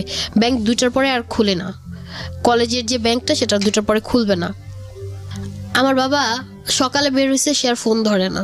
আমি একটু বলি, আমার মা আর আমার খালা, ওনারা 2 বোন, আর মামা হচ্ছে 3 জন। জি। তো আমার খালা তখন আমাদের প্রায় বাসা থেকে মোটামুটি কাছেই থাকতেন। হ্যাঁ। তো তিনিও ফাইন্যান্সিয়ালি ভাবে খুবই পোর ছিলেন, আর ওনারও হচ্ছে 2টা মেয়ে ছিল তখন। জি। একটা ছোট আর একটা বড় ছিল। ছোট একবারই ছোট ছিল, নিউবর্ন ধরতে গেলে। জি। আমার মা তখন নিজের কাছে ছিল 3,000 টাকা, আর পাশের বাসার আপুর কাছ থেকে নিল আরো 1,000 টাকা ফ্ল্যাটের, আর আমার খালামুনির কাছ থেকে নিল আরো 1,000 টাকা। এই 5,000 টাকা আর 200 টাকা এক্সট্রা যে খুচরা ছিল সেটা হচ্ছে ভাড়া। এই নিয়ে আমার মা 12:30টার দিকে আমরা রিক্সা নিলাম, উঠলাম, গেলাম কলেজে। আমি লাস্ট পার্সন ছিলাম যে কিনা ব্যাংকের শাটার অফ হয়ে গিয়েছে অলরেডি, লাস্ট একটু বাকি ছিল, ওই অতটুকু জায়গা দিয়ে আমি রিকোয়েস্ট করে আমি লাস্ট পার্সন ছিলাম যে কিনা ভর্তি হলাম। আমাকে রোজ যাতায়াত বাবদ 100 টাকা দিত ফার্স্টে আমার বাবা, তাও খুব জোরাজুরি করে আমার মা রাখতো। আচ্ছা। তখন আমার বোনের হচ্ছে মাস্টার্স চলে, সে হচ্ছে মাস্টার্স করতেছে লাস্টের দিকে। জি। তখন আমার বাবা বলতো যে 2 জনকে এত টাকা দিয়ে খরচ চালানো যাবে, তুমি কিছু কম না আমাকে বলতো। তো আমার কিন্তু তখনও মোবাইল নেই, জি। আমি মোবাইল ইউজ করি না। তখনও ইমনের সাথে আমার কথা বলতে বলতে খুব ভালো বন্ডিং, ওর সাথে আমি সব শেয়ার করতাম। তো একবার এরকম হলো, কথা বলতে বলতে আমি শেয়ার করলাম ওর কাছে বিষয়গুলো, যে দেখো আমি এরকম ভাবে হ্যারাসড, মানে ফ্যামিলির পুরো বিষয়গুলোই। পুরো বিষয়টা শুনলো। তো খুব বেশি শকড হলো না, বললো যে ঠিক আছে, ফ্যামিলির এটা ঠিক হয়ে যাবে, আমাকে অ্যাজ ইউজুয়াল এটাই বলতো। আচ্ছা। তখন আমাদের দেখা হয়নি, আমাদের প্রায় মানে ফেসবুক থেকে পরিচয় হওয়ার 8 মাস পরে আমাদের দেখা হলো। এই 8 মাস পর্যন্ত ওর সম্পর্কে আপনি কি জেনেছেন? আমি ওর সম্পর্কে শুধু 2 লাইনে বলতে বলি যে ও কোথায় থাকে, কি করে, এই জাতীয় সব ইনফরমেশন। ও হচ্ছে কুমিল্লাতে থাকতো, ওখানে থেকে পড়াশোনা করতো, আর ফেসবুকেই আমাদের পরিচয়, কয় ভাই বোন, কি করছে বাবা, এগুলোই আমি জানতে পারলাম। আচ্ছা। ওভারঅল যেটা। ওকে। আর ওর কিছু ব্যাকগ্রাউন্ড পিছনে জানলাম, যে আগে কি ছিল এখন কি আছে, এই মানে অ্যাজ ইউজুয়াল একটা ক্লোজ ফ্রেন্ডকে যা যা বলা হয় সবই বলা হয়েছিল। ওকে। তো ওর নানু যখন হসপিটালে ভর্তি, তখন ও বললো যে আমি এই হসপিটালে। তো আমি বললাম যে এটা তো আমাদের বাসা থেকে মাত্র 20 টাকা রিক্সা ভাড়া, আমি আসি, মানে এক হিসেবে আমি জোরাজুরি করে গেলাম, দেখা করতে গেলাম। যে ওর সাথে দেখা করতে গেছি, লিফট খোলে, লিফট থেকে নামার পরে আমি ওকে দেখি নাই, বাট ও আমাকে দেখছে। তখন আমি ওটা বলতেছি, তখন আমার হাতে হচ্ছে একটা ভাঙা ফোন। জাস্ট আমি বলি যে দেখো আমার ফোন কিন্তু অফ হয়ে যাবে, এই ফোন অফ হয়ে যায়, কই তাড়াতাড়ি বলো, আমি দেখা করে চলে যাই। এর মাঝখানে কি মানে দুজনকে ছবি দেয়া, নিজেদের দেখাশোনা, এরকম? ছবি দেখা হওয়ার আগে হচ্ছে পিক দেওয়া হয়েছিল, পিক দেখা হয়েছে। মানে চিনেছে দুজনকে? হ্যাঁ চিনেছে। দেখার পরে যখন মানে ও আমাকে বললো যে আমি তো তোমার বরাবর চেয়ারে বসা, তখন আমি জাস্ট একটা পিলারের পাশ থেকে ওকে দেখলাম। দেখার পরে তা আমি খুব ভয় পাচ্ছি, কারণ ওর ফ্যামিলি মেম্বার ওখানে, নানু হচ্ছে ভর্তি, বাইপাস হয়েছে ওনার। আচ্ছা। তো উনি বলতেছে যে আমার পাশের চেয়ারে এসে চুপচাপ বসো, তাহলে কেউ কিছু বলবে না, আর আমরা তো কথা বলতেছি এসএমএসই ও ফোনে। ফ্যামিলি কি জানতো আপনার সম্পর্কে কিছু? না, তখন তো জানতো না, তখন কিছুই এবং জানতো তখন না। আপনাদের সম্পর্কটা কি শুধুই ফ্রেন্ডস? হ্যাঁ, ফ্রেন্ডস। ওকে। তো যখন যে একসব বসছি, অমনি হচ্ছে ওর আম্মু, মানে ইমনের আম্মু আর খালামুনি মানে নানুর রুমে ঢুকবে। জি। ওটা দেখে মানে উঠবে না কি করবে, কোনো মুভমেন্ট পাচ্ছিল না। সোজা ও দৌড়ে নানুর রুমে ঢুকলো, নানুর রুমে ঢুকে খাবার বাটি নিয়ে বাইরে আসলো, আমি অন দ্য স্পট বসাই আছি। জি। খাবার নিতে আসলো, সব বাটিগুলো হাতে থেকে ঠাস করে পড়ে গেল। ওকে। তো তো আমি বললাম যে আচ্ছা ঠিক আছে, যাই হোক আমি চলে যাই, আমি একটা এসএমএস দিয়ে আমি চলে আসছি বাসায়। চলে আসার পরে 3টা থেকে 4টার দিকে আমাকে এসএমএস দিল, তোমাদের বাসা কোথায়? আমি বললাম এই জায়গা তুমি তো চিনবা না, বাসার ডিস্টেন্স হচ্ছে 20 টাকা ভাড়া। ওর কাছ থেকে রাখলো ভাড়া 50 টাকা, ওকে। তাও আবার অনেক আগে নামিয়ে দিল। তা ওই মুহূর্তে বিকেলবেলা অলরেডি আমি একবার দুপুরে বের হয়েছি আম্মুকে এটা বলে যে আম্মু আমার ফ্রেন্ডের সাথে শপিং এ যাচ্ছি, জি। ও আমাকে নিয়ে যাবে, ও আর সেজন্য যাবো আমি। আম্মু বলতেছে এখন তো সন্ধ্যা করে আসলো, তুমি গেলে কখন আসবে? আমি বললাম আম্মু আমার একটু সময় লাগবে না, আমি যাবো আর আসবো। ওকে। আমি বাসায় যা ড্রেস পরা ছিলাম ঘুমটা দিয়ে জাস্ট ফোনটা হাতে নিয়ে বের হলাম। বের হয়ে আমি বললাম যে তুমি কোন জায়গায় আছো, আশেপাশের কোনো একটা দোকানের নাম বলো, আমি চলে আসতে পারবো। তো ও বললো যে আমি এই জায়গায় আছি, যেটা আমার বাসা থেকে অনেক কাছে। গেলাম, যাওয়ার পরে মানে এক তো এরিয়াতে অনেক দিন যাবত আছি, তো একটা ভয় কাজ করতেছে, কেউ পাশাপাশি হাঁটি না, হয় ও আগে হাঁটে না হয় আমি আগে হাঁটি। এরকম করতে করতে হাঁটতে হাঁটতে বাসার সামনে আসছি। তো আমি বললাম এটা আমার বাসা, এটা আমরা 4 তলা থাকি। বললো যে আচ্ছা ঠিক আছে, তাহলে আমি এখন চলে যাই। ও রিটার্ন ওই দিন আন্টির বাসা ছিল, শনি রাখলে পরের দিন কুমিল্লা চলে গিয়েছে আর কি। আমি কি করলাম, ওকে বিদায় দিয়ে আমার ফ্রেন্ডের বাসায় যেয়ে ইচ্ছাকৃতভাবে একটা বই আনতেই হলো, নাহলে আমি মাকে কি বলবো।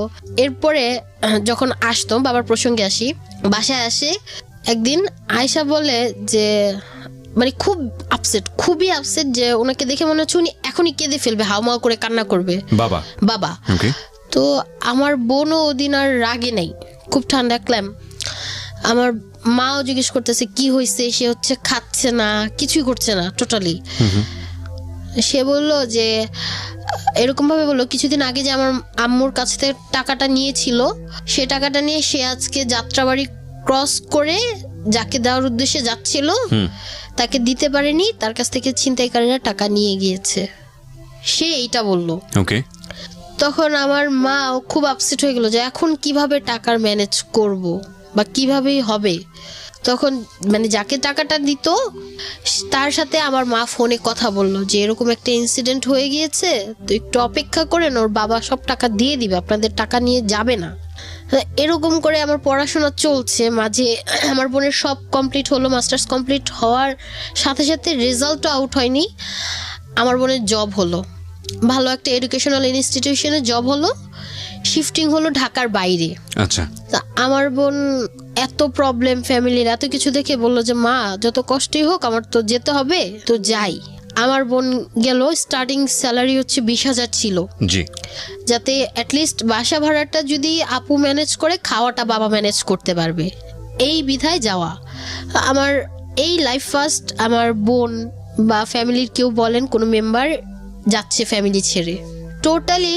আমার বাবা এরপরে একদিন বলল যে মানে সে যাচ্ছে না, প্রায় 1-2 মাস হয়ে গেল সে ব্যবসায় যায় না, কোথাও না, এবং রোজ কেউ না কেউ আসে, তাও আবার সকালবেলা থেকে শুরু হয়, ভোর 5:30।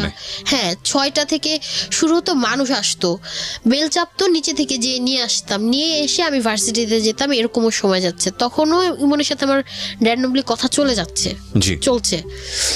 তখন বাবা বলল যে আসলে আমাকে তো, বাবা যে আড়তে কাজ করতেন উনি হচ্ছে ওখানে সরকারি করতেন, সরকারি বলে যেটাকে, মানে আড়তের মালিক যিনি, সব দায়িত্বটা আমার বাবার কাছে দিয়ে রাখতেন। জি, হিসাব কিতাব। হ্যাঁ, ওখান থেকে নাকি আমার বাবাকে না করে দিয়েছে, ও তো যে চাবি ছিল রাখা ওনার কাছে দায়িত্বে, ওই চাবিগুলো লোক পাঠাইছে নেয়ার জন্য। তো আমার মা বলে যে এত বছর কাজ করা হলো, 13 বছর বয়স থেকে আমার বাবা ওই জায়গাতে কাজ করছে, এতদিনই কিছু হলো না, আজকে কেন হঠাৎ করে না করা হলো? আমার বাবার কাছে কারণ জানতে চা হলো। তো সে, তার পার্সোনালিটি এরকম ছিল, সে কথা খুব কম বলতো, খুবই কম। জিজ্ঞেস করতে করতে ধরেন 2 ঘন্টা আমরা যদি বকাবকি করতাম, একটা ওয়ার্ড বের হতো, এরকম ছিল। আজকে একটা জিনিস আপনারা ফ্র্যাঙ্কলি আমাকে বলবেন, সেটা হচ্ছে যে আপনার মা তো বাবার সঙ্গে ঝগড়া করতো, আমি খুব ভালো করে বুঝতে পারছি, দুজনের মধ্যে ঝগড়া হতো। টু বি অনেস্ট, বাবার সাথে কখনো কিরকম হয়েছে আপনারা 3 জন মিলেই এক পক্ষ থেকে ঝগড়া করছেন, বাবা একা সেটা চুপচাপ বসে শুনছে বা প্রত্যুত্তর দিতে পারছে না বা উত্তর দিচ্ছে, আপনারা 3 জন হয়েছে? এটা কি রেগুলার হতো? রেগুলার না, যখন আমি অ্যাকচুয়াল টোটালি বুঝতে পারলাম পজিশনটা, তখন থেকে শুরু হয়েছে। মানে এরকম হতো যে মা আর আপনারা দুজন হ্যাঁ, এক পক্ষ, বাবা আলাদা আরেক হ্যাঁ পক্ষ? হচ্ছে ওরকম। কিন্তু এর মানে এই না যে ওনাকে আমি মানে আমরা সবকিছু থেকে বঞ্চিত করতেছি, তা কিন্তু না। বাট আমাদের প্রবলেম ছিল এটা যে যেটা হোক ফ্যামিলির সাথে শেয়ার করো, সবাই মিলে সর্ট আউট করি।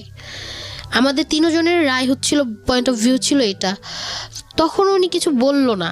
তো যখন 2টা লোক আসছে বাসায় চাবি নিয়ে যাওয়ার জন্য, তখন আমার মা ওই লোক 2টাকে, মানে মূলত আমার বাবার কর্মচারী ছিল 2জন, ওই 2জন জিজ্ঞেস করলো যে আসলে কি হয়েছে আচ্ছা, ব্যাপারটা। এই কি হয়েছে জায়গা থেকে আমি ফিরতে চাই, তবে তার আগে খুব ইম্পর্টেন্ট একটা বিষয় যেহেতু হয়েছে, আমরা এই বিষয়টা নিয়ে 1 মিনিট একটু ইন্টারাপ্ট করবো। সেটা হচ্ছে বাবা তো পরিবারের কত গুরুত্বপূর্ণ ব্যক্তি, এ ব্যাপারে কোনো সন্দেহই নাই, না। তাই না?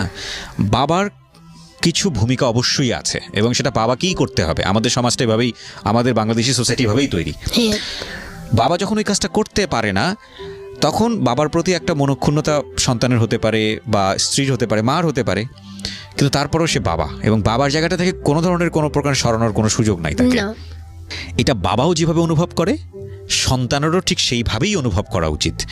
হ্যাঁ, আমি সব কিছুই মনে করলাম যে ওকে, যেটা আপনি বলছেন আপনার জায়গা থেকে যদি আপনাকে আমি মানে 100% কারেক্ট মনে করি, তাহলে আপনার জায়গা থেকে আপনি বলতে পারেন যে ইয়েস, এটা আপনি করেছেন, সেটাতে ভুল কোনো কিছু নাই।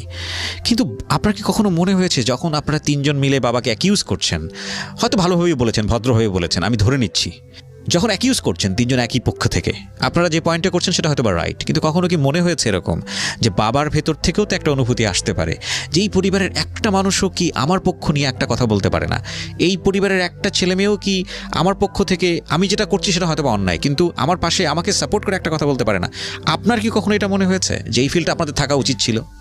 এই ফিলটা আমার আসেনি, কারণ এটাই যে Right, আমাদের কারণ আমি জানি, কারণ অনেক বড় বড় কারণ আছে, কিন্তু এই ফিলটা আসা উচিত ছিল। কেন বলছি? কারণ সে বাবা। হ্যাঁ, কারণ সে বাবা। এর চেয়েও ভয়াবহ টাফ ঘটনা আমি জানি, কারণ এখানে যেই গল্পগুলো আসে সেগুলো অনেক ছেকে, অনেক বেছে আনা হয়, সেগুলোতে অনেক কিছু চিন্তা করে আনতে হয়। কিছু কিছু গল্প থাকে যেটা হয়তো প্রচারযোগ্যই না, কিন্তু এটা একটা গল্প, এটাকে অস্বীকার করার কোনো উপায় নেই। বাবার হয়তো এই বাবা সুলভ মনটা আপনারা হয়তো কখনোই বুঝতে পারেননি। সে অনেক ভুল করতে পারে, আমার কোনো আপত্তি নাই, কিন্তু সে হয়তো ওই সময়টাতে এক্সপেক্ট করেছে যে এই ফ্যামিলির সবাই আমার দিকে আঙ্গুল তোলে, এই ফ্যামিলির জন্য আমি কেন পরিশ্রম করব, এই ফ্যামিলির জন্য আমি কেন পয়সা দিব, হয়তো করেছে, আমি বলছি না যেটা তার মনে হয়েছে। তখন একটা মানুষও হয়তো তাকে, সে অন্যায় করছে, তাকে সাপোর্ট করে হলো যে কেন এইভাবে বলছো, সেই মানুষটার অবশ্যই ফ্যামিলিতে প্রয়োজন আছে এবং ছিল। হ্যাঁ, সে হয়তো অন্যায় করছে, সে অন্যায়টা ঠিক আছে, সেটা নিয়ে বলার অবশ্যই আপনাদের রাইট আছে, but not in that way. Cause 3 জন মানুষই যদি আপনারা এক হয়ে যান, মা এবং সন্তান, কোনো একটা পার্টিকুলার বিষয় নিয়ে, উনি নিজেকে অনেক হেল্পলেস ভাববে। প্রথম কথা হচ্ছে এটা। আর দ্বিতীয় কথা হচ্ছে যেটা, যে মার সঙ্গে গলা মিলিয়ে সন্তানের বাবাকে অ্যাকিউজ করার কোনো প্রশ্নই ওঠে না। আমি জানি না, আমি একটা ফ্যামিলিতে বড় হয়েছি, আমি তো চিন্তাই করতে পারি না। তো এটা হয়তো আপনারা বাধ্য হয়ে করেছেন, কিন্তু এটা আমি আমার জায়গা থেকে কখনো চিন্তা করতে পারি না। মানে মা ঠিক আছে বাবার সঙ্গে ঝগড়া করছে, বাবার সঙ্গে তর্কাতর্কি করছে, এটা সন্তানের জন্য খুব কষ্টদায়ক। বুঝতে পারছেন যে হ্যাঁ বাবা ভুল করে যাচ্ছে, র্যান্ডমলি ভুল করছে, কিন্তু মার সঙ্গে সুর মিলিয়ে বাবার দিকে আঙ্গুল তোলা বা বাবাকে কোনো কিছু বলা, এটা তো আমি মনে করি সন্তানের এটা কোনো রাইট নাই। যদি হ্যাঁ, যে বাবার কাছে তার কিছু বলার আছে, আমি সন্তান, আমার কিছু বলার আছে, তাহলে তাকে বাবাকে আলাদা করে নিয়ে পার্টিকুলারলি বলা উচিত যে বাবা এই আচরণটা তোমার ভালো লাগছে না, আমার এটাতে আমি খুব কষ্ট পাচ্ছি, তোমার একটা কারেকশন করা উচিত। সেটা কি আপনি কখনো করেছিলেন? না, এটা সেটা আপনি করা কখনো করেননি। হয়নি। আমরা সামনের দিকে আগাই। আজকের এই গল্পটা আমি বারবারই বলছি, এটাকে এন্টারটেনমেন্টের জায়গা থেকে যারা নেবেন তারা হয়তো এভাবে ঢেউ খুঁজে পাবেন না গল্পের মধ্যে, বাট এটা আমাদের সোসাইটির, এটা আমাদের পরিবারের একটা মারাত্মক ভয়াবহ চিত্র, কম বেশি সব ফ্যামিলিতে আছে। এবং সন্তানদেরকে নিয়ে যদি কোনো পক্ষ, বাবা কিংবা মা, এটা ফিল করেন যে এই সন্তান তো আসলে আমার কথা ভাবে না, এই সন্তান তো তার মার কথা ভাবে, কিংবা মাও যদি ফিল করেন এই সন্তান তো আমার না, এ তো শুধু বাবার কথা ভাবে, তাহলেই কিন্তু সমস্যাটার শুরু। বাবা মায়ের সম্পর্কটা, সেটাকে অবশ্যই সন্তানের কাছ থেকে আলাদা করে রাখা উচিত, নইলে ভয়াবহ রকমের ডিজাস্টার ফেস করতে হয় পুরো ফ্যামিলিকে। জানি না ওদের ক্ষেত্রে কী হয়েছে। একটু আগাই, যেখানটায় আপনি ছিলেন, তারপর তখন ওই লোক দুটাকে আমার মা যখন জিজ্ঞেস করলো যে আসলে কি ব্যাপার, কেন এরকম করা হলো, তখন বলল যে আমার বাবা নাকি মালিকের কাছে হিসাব দিতে পারেনি, ওকে, টাকার হিসাব দিতে পারেনি, এবং সেটা হচ্ছে হিউজ অ্যামাউন্ট, এক এক খাতে এক একভাবে অ্যামাউন্ট করে বেড়েছে। তো যার দরুন তাকে আর বিশ্বাস করতে পারছে না, বিধায় তাকে জবটা মানে বের করে দেওয়া হলো এক হিসেবে। আচ্ছা, এরপরে যখন আমার মা বলল যে এত টাকা আমার কাছ থেকে নিলে, মানুষের কাছ থেকে নিলে, ইভেন যে মালিক তার হিসাবেরও দিতে পারছো না, হিসাবটাকেও মেলাতে পারছো না, এত টাকা তুমি কি করলে? তার আগে কি গাজীপুরের ঘটনাটা সে সবাই, হ্যাঁ, সে একই উত্তর দিল যে এগুলো সব গাজীপুরের। তখন কি আপনারা গিয়ে জমিটা দেখেছেন, প্রপার্টিকে দেখেছেন? আমাদের কখনো সে নিয়ে যায়নি, মানে আপনারা দেখতে চেয়েছেন? অনেক দেখতে চেয়েছে। যে আমার বড় বোন বলেছে, মানে আমার বাবা কি করতো, বলতো যে বাবা তুমি কবে দেখাবা আমাদের এই জায়গাটা, অ্যাটলিস্ট চিনায় রাখো, যে তোমার কিছু হইলে আমরা যাতে চিনায় আনতে পারি। রাইট, হ্যাঁ। আমার বাবা বলছে হ্যাঁ কালকে সকালেই নিয়ে যাবো। আমার বোন উঠে সকালে রেডি হয়ে থাকতো, বাট সে বলতো যাবো না, আজকে তারা আছে। এভরিডে এইভাবে এড়ায় যেত, এভরিডে এড়াইতো। তো বললো যে গাজীপুরে যে জায়গাটা আসলে রাখা হয়েছে, দুটা জায়গায় মোট 30 লক্ষর মতো কস্ট গিয়েছে, যেটা আমাদের মতো লোয়ার মিডল ক্লাস ফ্যামিলির জন্য হিউজ একটা অ্যামাউন্ট। তো যেই লোকের কাছ থেকে নাকি কিনেছিল, সেই লোক নাকি গাজীপুরের অনেক বড় একজন ক্যাডার। ওকে, সেই লোক নাকি বলেছে যে একটা জায়গা দিবে, সেটা নাম ঠিক করে দিবে, বলছে দিবে, বাট এখনো সে কিছু কোনো প্রসেস করেনি লোকটা। ওকে, আর আরেকটা বলতেছে যে টাকা দিলে দিব, কিন্তু আমার বাবা বলতেছে যে আমি তো তাকে অলরেডি 7 লাখ টাকা ওই জায়গার জন্য দিয়ে ফেলছি। এখন লোক বলে তোর সাক্ষী কি? এখন সাক্ষী এগুলো সব আপনি বাবার মুখ থেকে শুনতেছেন নাকি ওই লোকের মুখ থেকে না, ওই শুনতেছেন? বাবার কাছ থেকে এই কথাগুলো শোনা হয়েছে, আচ্ছা। যে ওই লোক নাকি এটা বলতেছে। লোকটাকে আপনারা ফেস করেননি? লোকটাকেও ফেস করা হয়েছে, কিছু পরেই আসবে লোকটাকে কিভাবে ফেস করা হলো। ওকে। তো আমরা তখন বললাম যে তাহলে আমাদেরও তো কিছু পরিচিত লোক আছে, সেই ওয়েতে ধরা যায়। বলে যে একটু যদি কিছু করি তাহলে আমার টাকা সবগুলো মায়ের চলে যাবে, উনি এটা বলতেছে আমার বাবা। তো তখন বললো যে তাহলে তোমার প্রুফ কি, তুমি যে টাকা ওই জমির জন্য দিলে সেটার প্রুফ কি কেউ আছে বা কোনো কাগজ? বলে কোনো কাগজ ছিল না। লোকটা নাকি আসতো শ্যামবাজারে, এসে বলতো যে আপনার জায়গা তো ঠিক হয়ে যাচ্ছে, এখন এই টাকাটা দিন, এই টাকাটা দিন, ভালো হবে, এখন দ্রুত হয়ে যাবে, কাজ দ্রুত হয়ে যাবে। আমার বাবা কি করতো, অন দ্য স্পট যার কাছ থেকে যা পারতো বা হিসাব যে করতো, যা অ্যামাউন্ট পেতো ওই লোককে দিয়ে দিত, যার দরুন ওই হিসাবটা আর মিলাতে পারতো না। ওকে। তা আমার বোন বললো যে তোমরা টেনশন নিও না, যা আছে কিছুদিন তো হয়ে যাবে, আমি যেহেতু জব করতেছি, টেনশন নিও না। তখন আমার বোন ভ্যাকেশনে আসার পরে আমার বাবার সাথে বসলো, আমরা বসলাম, আমার চাচাকে ডাকা হলো, বড়দের নিয়ে বিষয়টা কিভাবে হেল্প হবে সেই কাজটা করা যায়। ওই লোকটার নাম্বার নিল যিনি জমিটা বিক্রি করবেন। তো ওই লোকটার নাম্বার নিয়ে লোকটাকে যখন ফোন দেওয়া হলো, তো আমার বোন রেকর্ডিং চালু করে দিল, যাতে যাই হোক কিছু প্রুফ যাতে পাওয়া যায় কথাতে, আমার বাবার আর লোকের কথার সাথে প্রুফ। রেকর্ডিং চালু করে দিয়ে লাউড দিয়ে দিল, আর আমরা সবাই সামনে বসা ছিলাম। লোক বলে যে আপনি চিন্তা করেন কেন, আমি তো আসি, কোনো কিছু করার দরকার নেই, জায়গা পেয়ে যাবেন, আপনি টাকা রেডি রাখেন। ভাই, আমার বাবা বলে যে ভাই আমাকে তো এখন আড়ত থেকেও বের করে দিছে, আমার তো 2টা সন্তান আছে, আমি কি করে খাবো, আমাকে অ্যাটলিস্ট একটা জায়গা দেন যেটা আমি বিক্রি করে কিছু ঋণ দিয়ে আমি আমার একটা পজিশন করে নিতে পারি। বল যে আপনি আসেন, নামজারি করে টাকা নিয়ে আসেন, ঠিক হয়ে যাবে, এগুলা বললো। মানে খুব মিষ্টতার সাথে লোক ওই দিন আর মানে কোনো রাবাত বিহেভও করেনি, মিষ্টতার সাথেই ফোন রেখে দিল। তো কোনো প্রুফও পাওয়া যায়নি। ওই দিন চলে গেল, ওই দিন সবাই চলে গেল, বললো যে এখন তো কোনো সমাধানই বের হলো না, কারণ লোকটাকে ধরতে হলে কিছু প্রুফ লাগবে। পরদিন যখন আব্বু আবার ফোন দিল লোকটাকে সকালবেলা, তখন বলল তুই যদি তেরি বেরি কিছু করিস তাহলে তোরে মাইরা ফেলা হবে, জায়গা তো পাবি না, তোরেও মাইরা ফেলা হবে। এটা কি আপনারা ফোনে শুনলেন? হ্যাঁ, কারণ ফোনটা ওই অ্যান্ড্রয়েড ছিল না, তো তো নর্মাল ফোনগুলোতে কথা বাইরে শোনা যাচ্ছে। তো যখন বাবা ফোন দিছে আমরা তিনজন সামনেই ছিলাম, শুনতে পেলাম। তো এখন বলতেছে আমার মা যে জায়গা যাক, আচ্ছা ঠিক আছে, একটার টাকা না হয় 7 লাখ টাকা মার যাবে, তো আরেকটার তো শুধু নামজারিতে প্রবলেম, তো বেসিক্যালি ওইটা চেঞ্জ করলে তার কোনো প্রবলেম হওয়ার কথা না, তো ওইটা ঠিক করে না। আমার বাবা বলে যে হ্যাঁ করব। এটার রহস্য কি আদৌ আমরা মানে বুঝতেছি না যে আসলে কি করব, কি করার কথা, তো ইমিডিয়েটই করার কথা, যেহেতু আমার একটা চলে গেছে প্রজেক্ট, আরেকটা তো ঠিক রাখতে হবে। সে এটাই বললো করব। আর ওই দিন থেকে মানে মোটামুটি এরপর থেকে উনি বেকার, এক হিসেবে টোটালি বেকার। আমার আম্মুর যে বাকি মানে নানার বাড়ি থেকে যে সম্পত্তি ছিল, বাকি যেটা ফিক্সড করে রাখা হয়েছিল, ওখান থেকে যা কিছু আসতো সেটা আর আমার বোনের স্যালারি দিয়ে আমার পড়াশোনা, ঘরে বাসা ভাড়া, খাবার চলতো, প্লাস আমার ট্রিটমেন্ট যেটা আমার র্যান্ডমলি চলতেই থাকতো। বছরে হ্যাঁ, বছরে 2 বার ডক্টর টি এ চৌধুরীর কাছে আমার যেতেই হবে, এরকম। তো খুব টানাটানি হয়ে যেত, কিন্তু এক পর্যায়ে এরকম হচ্ছে যে এত প্রেশার, মানুষের এত প্রেশার, এরকমও হুমকি দিচ্ছে যে আমাদের তুলে নিয়ে যাবে। তখন আমি এই ব্যাপারগুলা ইমনের সাথেও শেয়ার করি যে এরকম প্রবলেম চলছে, জানা যাচ্ছে না কি হচ্ছে। তখন ওই সময়টাতে জুনের দিকে হয়তো আমাদের ফ্রেন্ডশিপটা টার্ন হয় রিলেশনশিপে। মানে হু প্রপোজ ফার্স্ট? অ্যাকচুয়ালি ও প্রপোজ করেনি, বাট বুঝাচ্ছে যে সে আমাকে পছন্দ করে, আমি ডিরেক্টলি বলেছি। ওকে। তো তখন আর কি বিষয়টা মানে জানা যায় যে অ্যাকচুয়ালি সে আমাকে লাভ করে। আচ্ছা, এই বিষয়টা জানা যায়। তার আগে আপনার এই শারীরিক যে অবস্থা, আপনার মা না হওয়ার সম্ভাবনা, আপনার সমস্ত কিছু কি সে জানতো? আমি ওকে সব বলেছি। ওকে।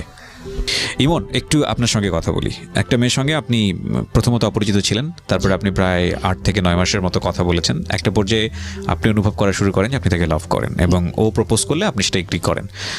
মেয়েটার আপনি সবকিছু জানতেন, পারিবারিক যেই ধরনের একটা সুস্থ পরিবেশ থাকা উচিত সেটা ছিল না তার পরিবারে, একদম ছোটবেলা থেকেই ছিল না। সবচেয়ে ডিফিকাল্টিস হচ্ছে তার শরীরে, এবং সবচেয়ে বড় ডিফিকাল্টিস সেটা হচ্ছে ওর মা না হওয়ার পসিবিলিটি প্রায় 99%। ডাক্তার বলেছে যদি মিরাকল ঘটে তাহলে হয়তো বা হবে। এত কিছু জানার পরও আপনি ওকে লাভ করলেন কেন? কেননা ভাইয়া আমার কথা হচ্ছে কি, মানে ফার্স্ট টাইমে ওর সাথে যখন কন্ট্যাক্ট করি, দেন ফোনে যখন কথা হয়, দেন ওর ভয়েস শুনেই আমি এক্স্যাক্টলি ওর সাথে আমার রিলেশন করার আগ্রহ জাগে, ইচ্ছা হয়, বা লাভ আমার শুরু হয় ওর ভয়েস শোনার পর থেকে। মানে ভয়েসটা খুব ভালো লাগতো? হ্যাঁ, ভালো লাগতো। তাছাড়া কি আমার বার্থডের সময় ঠিক রাত 12টা ঠিক আমার বার্থডে 28শে আগস্ট, এমন সময় ফোন দিয়ে সে উইশও করে নেয়, বাট আমার ফোন দিছে, এটাও আপনার মাথায় ঢুকে গেছে? ওকে। এই তারপর থেকে মানে এক্স্যাক্টলি সব, একটা মানুষের প্রবলেম থাকতেই পারে, অনেক প্রবলেমে আমাদের ফ্যামিলিও গেছে, অনেক প্রবলেম ফেস করে আমরা এখন উঠছি, যাই হোক, কিন্তু তাদের প্রবলেমটা আমার মানে আমার কথা হচ্ছে আমি তো ওকে লাভ করি, ওর ফ্যামিলি প্রবলেম হইতেছে ওটা আমি জানি, যদি আমার কাছ থেকে কিছু হয় তাহলে আমি তা করব, অবশ্যই করব। So family is not a fact for you? হ্যাঁ, ওকে। ওইটাই। এবং ওর যে মানে বলা ধরে এক ধরনের মরণ ব্যাধি ওর শরীরে, এইটা এবং ওর যে মা না হওয়ার ব্যাপারটা, এইটা জেনে আপনি কিভাবে আগালেন? মানে আমি, প্রত্যেকটা ছেলেরই কিন্তু শখ থাকে তার একটা বাচ্চা থাকবে, ইভেন মেয়েদের বেশি শখ থাকে।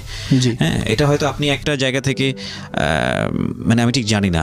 এবং ইন্টারেস্টিং ফ্যাক্ট হচ্ছে, আমি যদি খুব মানে রাফলি বলি, তোমরা কেউ মাইন্ড করো না, তুমি করেই বললাম, সেটা হচ্ছে একটা মানুষের দৃশ্যত ব্যাপার তো থাকে, বোথ ইউ আর বিউটিফুল, তোমরা অবশ্যই আল্লাহ তোমাদেরকে তৈরি করেছে, অবশ্যই তোমরা সুন্দর, কিন্তু কম্পারেটিভলি যদি যাই তাহলে রিয়ার চেয়ে ইমন অনেক বেশি দেখতে সুন্দর, এবং এ ব্যাপারে কোনো সন্দেহ নাই। ও হাসছে ওরা দুজনই, এবং থাকে না মানে কিছু তো থাকে যে যদি ও দেখতে অপূর্ব সুন্দরী হতো কম্পারেটিভলি বা রেদার দ্যান ইউ, তাহলে একটা কথা ছিল যে ভাইয়া ঠিক আছে, এত সমস্যা আছে, দেখলেও তো মনটা ভরে যায়। তাও তো না, ও দেখতেও তো তোমার চেয়ে অনেক পিছিয়ে।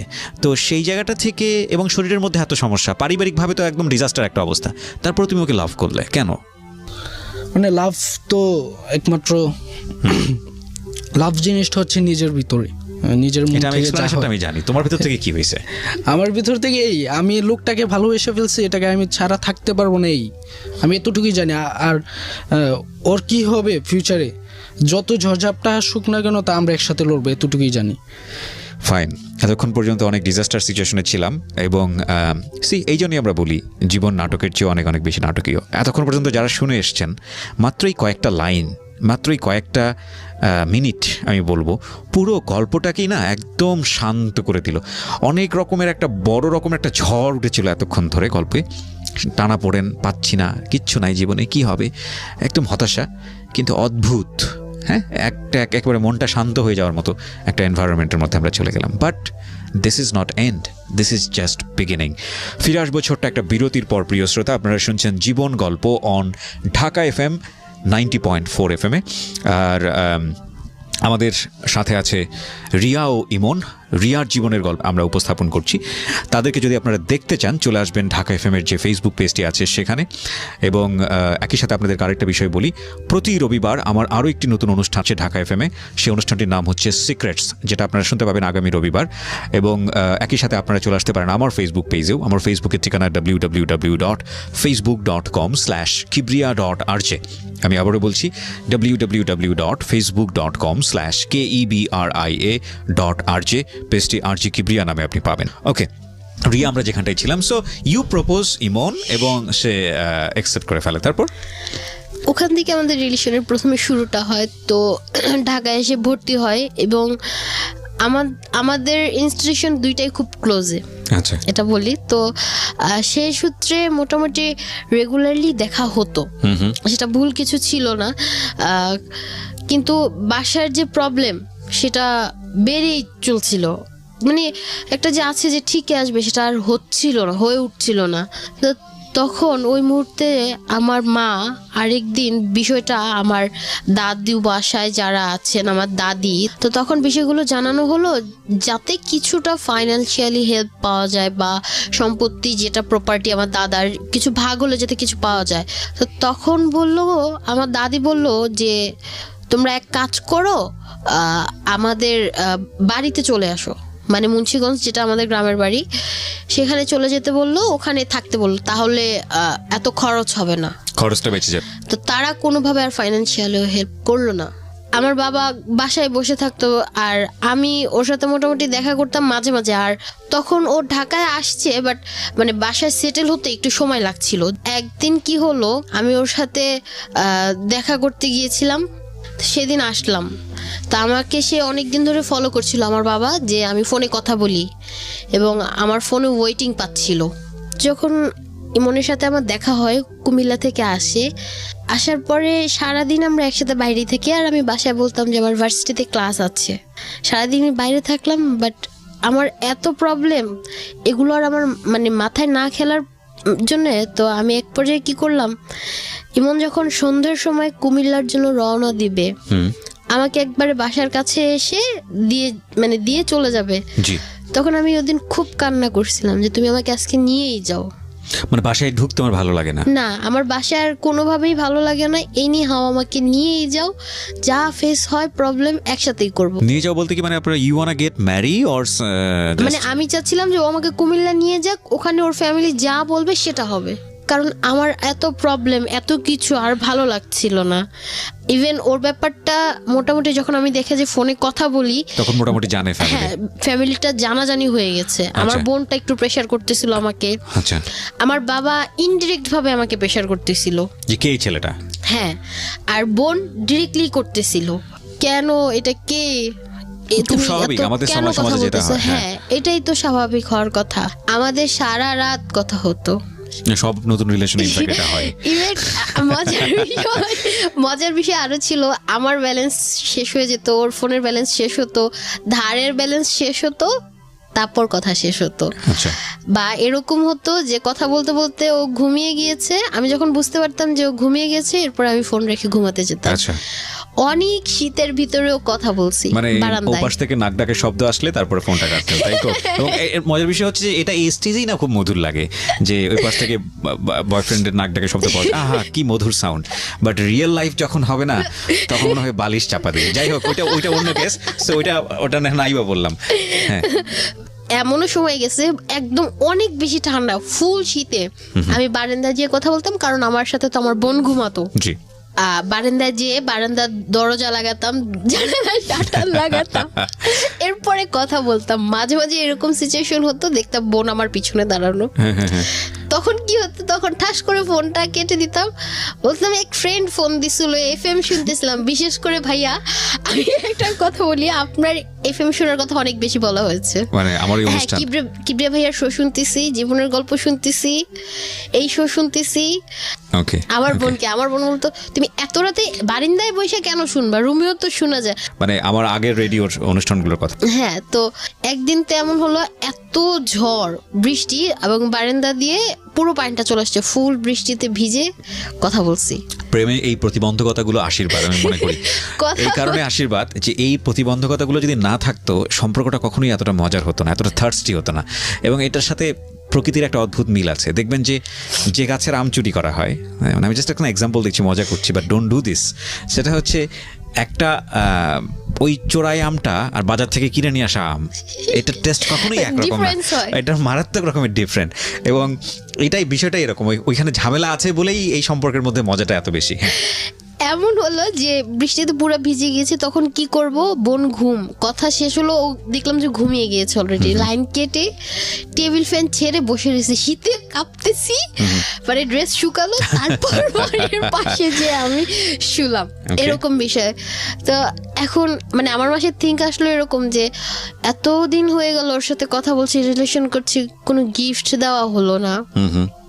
তো কিছু একটা অকেশন ছিল, হয়তো এপ্রিল বা কিছু একটা ছিল, পহেলা বৈশাখ ছিল, তখন আমি কি করলাম, ওই যে আমাকে 60 টাকা করে আমাকে ভার্সিটিতে দেওয়ার জন্য যে দিত, কারণ ফার্স্টে তো 100 দিত, পরে ফাইন্যান্সিয়াল অবস্থা খুব খারাপ ছিল, 60 টাকা করে দিত। তো আমার বাস ভাড়া টোটাল লাগতো হচ্ছে 12 টাকা, আর বাকি যে ডিস্টেন্সগুলো ছিল হাঁটার, মানে রিক্সা দিয়ে যেতে, তো আমি ওগুলো সব হেঁটে যেতাম, হেঁটে আসতাম। মানে it was your plan, long time ধরে প্ল্যান করতে হয়েছে যে গিফট দিতে হবে, সুতরাং এই টাকাগুলো জমাতে হবে। এত দূরে গিফট ওটা পাঠাবো, কেউ যেটা জানে নাকি আজকে ফার্স্ট জানতেছে? জানে, ওকে। ওটা জানা হয়েছে অনেক পরে। আচ্ছা, তো গল্পটা শুনি আমরা। তো তখন কি করতাম, ওগুলো জমায় যে অনেকগুলো গিফট একবারে কিনবো, কিনে তারপরে পাঠাবো, কুরিয়ার করতে হবে আমার। তো যখন ওকে আমি সাডেন বলি, তোমার বাড়িটা কোথায়, ও আমাকে ফার্স্টে বলি কি কুমিল্লা, আমার বাড়ি ক্যান্টনমেন্টে। এখন আমি তো তাহলে ওই অ্যাড্রেসেই পাঠিয়ে দিতাম। তো এখন আমার মানে আরো সন্দেহ জাগলো, আমি ক্যান্টনমেন্টে হলে তো তাহলে এরকম তো না, এতদিন শুনি না, আজকে জিজ্ঞেস করলাম, তখন শুনতেছি ক্যান্টনমেন্টে। তা আমি আরো জোরে করা শুরু করলাম, গ্রামের নাম কি, বাড়ির নাম কি, বলে গ্রামে কি আবার হোল্ডিং থাকে নাকি, হোল্ডিং তো জেরা করার পরে বললো, তা আমি বললাম যে তোমরা তাহলে কুরিয়ার করো কোত্থেকে, তোমাদের চিঠি টিঠি আসে না? বলে আসে কোম্পানিগঞ্জ। ওই কোম্পানিগঞ্জ ওটা শুনলাম, ওই অ্যাড্রেসে পাঠালাম। পাঠানোর পরে ওরা, আমি তখন বলিনি, ওই কুরিয়ার লোকেরা ওকে ফোন দিছে যে আপনার গিফট এসে নিয়ে যান। তো টোটালি শকড, গিফট কিসের কি, তখন আমাকে বলে নাই কিছু। কোম্পানিগঞ্জ যায়, ওর বাসা থেকে কোম্পানিগঞ্জের দূরত্ব আছে মোটামুটি 1-1.5 ঘন্টা রাস্তা। সেখান থেকে যে নিয়ে এসে আমি বলি গিফটগুলো কি দিয়েছিলাম। ফার্স্টে একটা টি শার্ট, একটা মগ, আরেকটা হচ্ছে আমার নিজের লেখা ডায়েরি দিয়েছিলাম। সেইতে ও তারপরে ওই টি শার্টটা পরে আমাকে পিক দিল, যে আমি বললাম যে আমি আসলে তোমার সাইজ তো জানি না, তো চোখের আন্দাজে যতটুকু বুঝলাম ওই সাইজই তো কিনে পাঠালাম, এখন কি কেমন হয়েছে আমি তো বলতে পারতেছি না। যখন ড্রেস পরে পিকটা পাঠালো আমি তো অবাক, এরকম ফিট কিভাবে হয়, একদম কারেক্ট, কোনো হেরফের ছিল না। বাট ও কিভাবে আমাকে সারপ্রাইজ করতো, ও না বলে ঢাকা চলে আসতো। একদিন তো কি হলো, আমার ফার্স্ট মার্চ হচ্ছে আমার বার্থডে, তো সেই বার্থডের দিন ও আমাকে না বলে ঢাকা চলে আসছে এবং সে আমাকে অন দ্য স্পট ফলো করতেছে। তাই আমি বলি তুমি আমাকে এত কিছু জিজ্ঞেস করতেছে কেন, আমি কখন বের হব, কোন বাসে উঠবো, কোন রোড দিয়ে যাব। পরে বলে আজব, আমি কি জিজ্ঞেস করতে পারি না? এই কথা বলে আমার সাথে সে রেগে রেগে ফোন রেখে দিছে। ওকে, তা আমি একদম হাঁটতে হাঁটতে বাস স্ট্যান্ডের কাছাকাছি পৌঁছলাম। সেখানে একটা হচ্ছে পেট্রোল পাম্প ছিল। সেখানে এসে সে আমাকে হাত ধরলো পাশ থেকে এসে। আমি তো এক চিৎকার দিছি, বলি কে আমার, কারণ অন্য লোক হাত ধরছে। আমি ভাবছি, ওকে, তাকায় দেখি ও, আমি তো চুপ হয়ে গেছি, আমি আর কিচ্ছু বলিনি। ওই দিন সারাদিন ওর সাথে ঘোরা হয়েছে, ধানমন্ডিতে নিয়ে যাওয়া হয়েছে, বার্থডে সারপ্রাইজ দেওয়া হয়েছে, ড্রেস দিছে। এখন ড্রেস যে দিছে সেটা আমি বাসায় যেয়ে কি বলবো, রাইট। সেটা আমি পরে বের করিনি, ব্যাগেই রাখছি। 2 মাস পরে বের করছি যে আমি এটা কিনছি, আমার পয়সা পছন্দ জমিয়ে। হয়েছে। হ্যাঁ, পয়সা জমিয়ে কিনেছি। এই ছোট ছোট ব্যাপারগুলো আমাদের আগাতে লাগলো। আর অন্যদিকে হচ্ছে বাসার প্রবলেমগুলো বাড়তেছিল। রাইট। ব্যাপারটা হচ্ছে এরকম যে ফোন নিয়ে যাওয়া হয়তো আমি খুব উৎপাত করি। তা আমার বাবা বলে যে ওর পড়াশোনা হবে না, ও খুব বাজে হয়ে গেছে, ঠিক আছে। তো আমিও খুব স্ল্যাং ভাষা ইউজ করি বাবার প্রতি। হ্যাঁ, যে অনেক কিছু বলার পরে তো বাবা এক পর্যায়ে আসে, এসে আমাকে একটা চড় মারার সাথে সাথে আমি সেন্সলেস হয়ে যাই। এই প্রথম গায়ে হাত তুললো নাকি এর আগেও গায়ে হাত তুলতো? না, এই প্রথম। এটা 2015 শেষের দিকের ঘটনা। চড় মারার সাথে সাথে সেন্সলেস হয়ে যাই। তো তখন আমি আর কি হয়, ওই সময়টা আমি আর কিছু বলতে পারি না। এরপর যখন আমার বোন দেখি উঠে, আমার বোন মুখে অনেকগুলো পানি ছুটছে, পরে আমার জ্ঞান আসছে, এখান দিয়ে কেটে যায়, জিনিসটা কেটে যায়। পরে আমি মানে এত আমার রাগ উঠে এবং এত খারাপ লাগে, আমি ঘরে ভাঙচুর করলাম। ভাঙচুর করে চুপচাপ বসেছিলাম ওই দিনের জন্য। এবং ওরে হচ্ছে অনেক ফোন দিলাম, কিন্তু ও ফোন ধরলো না। এত ফোন দিলাম, মার ফোন দিয়ে, ও ফোন একটুও ধরলো না। ওই দিন হচ্ছে আমাকে আমার বাবা এবং বোন কেউই বের হতে দিবে না। ব্যাপার হচ্ছে এরকম, আমার বোন কিছু বলেনি। আমার বোন বলছে ভার্সিটিতে যাও, তবে আজকে না যাও, আজকে আকাশ মেঘলা, এটা বলছে। আমার বাবা কোনো মতে বের হতে দিবে। লাস্ট মানে ওরে ফোন দিতে দিতে দিতে দিতে একদম 7:45 যখন বাজে, ও তখন আমার ফোন ধরছে। ইমন ফোন ধরার পরে বলতেছে আমি তো আসতেছি। আমি বলি আসতেছো, আসো। আমার সাথে যে কি ঘটে গেল, সারা রাত তো ফোন দিলাম, বুঝলা না কিছুই। তো আসে, ও রওনা দিয়ে দিছে। আমি কি করছি, গেটটা খুলে জাস্ট মেইন রোডের একটা কড়া খুলছি, অমনি আমার বাবা এসে আমার মোটামুটি হাতাপাই শুরু হয়ে গেছে যে বের হতে দিবে না। তা আমি কি করছি, মোটামুটি একটু জোরাজোরি একটু ধাক্কা দিয়ে আমি বের হয়ে গেছি। একবারে সোজা ব্যাগ নিয়ে দৌড়, মোট কথা কোনো দিকে তাকানো নেই, দৌড়। বের হয়ে সোজা আমি সায়দাবাদ চলে গেছি, কারণ ও ওখানে আসবে, ওর বাসটা ওখানে থামবে। চলে আসছে, আসার পরে অনেক কান্নাকাটি হয়েছে। তা আমি বললাম যে, ও অনেক কান্না করছে ইমন। আমি বললাম যে দেখো, আমার ফ্যামিলি এভাবে জেনে গেছে, হয়তো তোমাকে আমার ছেড়েও দিতে হইতে পারে। একে তো আমাদের এরকম ফাইন্যান্সিয়াল প্রবলেম, আমি ফিজিক্যালি ভাবে ফিট না, এরকম প্রবলেম। তো বলো যে যত সমস্যাই হোক, তুমি কি একটু কন্ট্যাক্ট করতে পারবা না? বাকি সব তো আমি ম্যানেজ করে নিব। তো ওই দিন এনি হাও আমাকে বুঝে টুঝা বাসায় পাঠানোর পরে আমি আসলাম। আসার পরে আমি বাবার সাথে এরপর থেকে আর কথা বলি না। তো আমার বাবা এই মুহূর্তে টোটালি বেকার, একবারে প্রতিনিয়ত তার চলতেছিল। তো এর মাঝে একদিন তার যে মালিক, সে ফোন দিল, আমার বোন আর মার সাথে কথা বলল যে দেখেন, নুরুজ্জামান সাহেব তো এরকম হিসাব দিতে পারছে না কোনো, এই ব্যাপার তার কাছে আমি অলমোস্ট 8 লাখ টাকা পাই। তো এখন আপনারা বলেন, সে আমাকে হিসাব দিতে পারছে না, তাকে আমি কিভাবে রাখি? আমার বোন তখন বলল যে দেখেন আঙ্কেল, সমস্যা তো সবারই আছে, তো আপনিও তো একটু বুঝেন, আমার বাবাকে কাজে নেন, উনি এইখান থেকে আর্ন করে আপনার টাকাগুলো দিয়ে দিবে। আপনি যে বেতনটা দিতেন আমার বাবাকে, ওই বেতনটা দিন না, আপনি রেখে দিন, বাট আমার বাবাকে কাজে নিন। তখন 1-2 মাস পরে, 1 মাস অলমোস্ট 1 মাস পরে আবার একটু আড়তে যাওয়া শুরু করলো, একটু গেল। এবং আর্নিং হয়তো খুব বেশি ছিল না, হয়তো তার স্যালারি 10-12 হাজার করতো, 2,000 তাকে হাতে দিলে 10,000 উনি রেখে দিত, যে আস্তে আস্তে ওনারটা শোধ হবে। একদিন আবার জানতে পারলাম 2016-তে, আমার বোন তো ওই জায়গাতেই জব করতেছে, 2016-তে আবারও হঠাৎ করে আব্বু ঘরে বসা, কেন যাচ্ছে না, আবার কি সমস্যা হলো? তখন ওনার যে মানে বলে যে সাহেব যেটা বলে স্যার, উনি প্রায় আমাদের বাসার কাছে চলে এসেছে। আর আমরা যে বাসায় থাকতাম সেটা হচ্ছে ওই ওনার আব্বুর যে বস, আব্বুর মামির বাড়ি, মানে বসের মামির বাড়িতে থাকতাম আমরা। সেটা জানতাম না, পরবর্তীতে জানতে পারছি যে আমরা ওই বাড়িতেই শিফটিং হয়ে ওই বাড়িতে আসছি। এরপরে উনি আয়েশা বলল যে এখন যদি আমি বলি তুমি কি করছো বাড়িওয়ালাকে, তোমাদেরকে এই বাসায় থাকতে দিবে? ফার্স্ট হ্যারাসমেন্ট শুরু হলো যে বাসায় থাকতে দেওয়া হবে না আমাদের। তো এখন কিভাবে টাকা পয়সার বন্দোবস্ত করবা করো। সে অলরেডি এই 2 মাসে আবারও 3 লক্ষ টাকার হেরফের করে ফেলছে। ও, ওই আরতে জয়েন করার পরে? হ্যাঁ, সে এ পর্যন্ত জানা গেল যে আমার অসুস্থের কথা বলে যে আমার ছোট মেয়ে হসপিটালে অ্যাডমিট, ট্রিটমেন্ট হচ্ছে না, ক্লোজ হয়ে যাচ্ছে, মেডিসিন নিতে পারতেছি না, কিছু টাকা আমাকে দেন।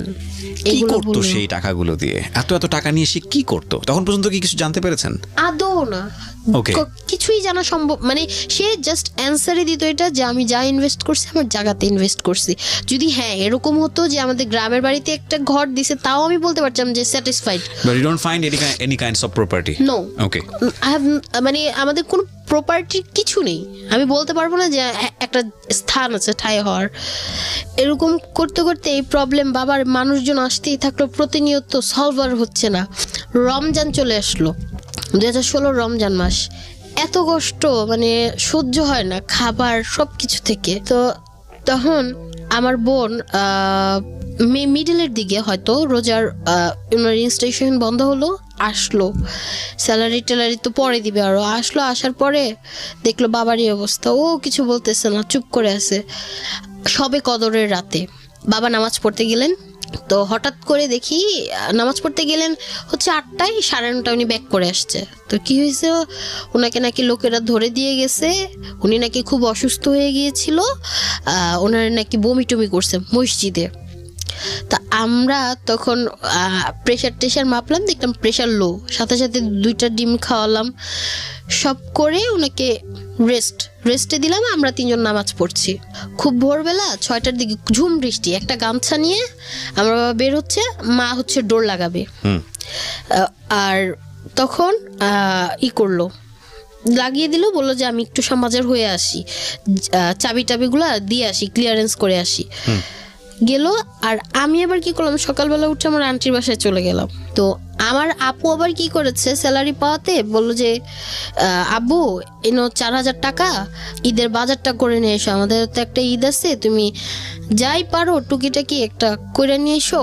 আর যাতে উনি আপসেট না হয় যে আমার কাছে টাকা নাই বলে ঈদের বাজারও করতে দিচ্ছে না, বা এই ফিল্ডটা যাতে না আসে। আমার বোন ওনাকে 4000 টাকা আর চাল ডাল যে বাকি এনেছিল সেই লোকে আরো 2000 পাতো, মোট 6000 টাকা আমার বোন হাতে দিয়ে বাবাকে পাঠাইলো আড়তে।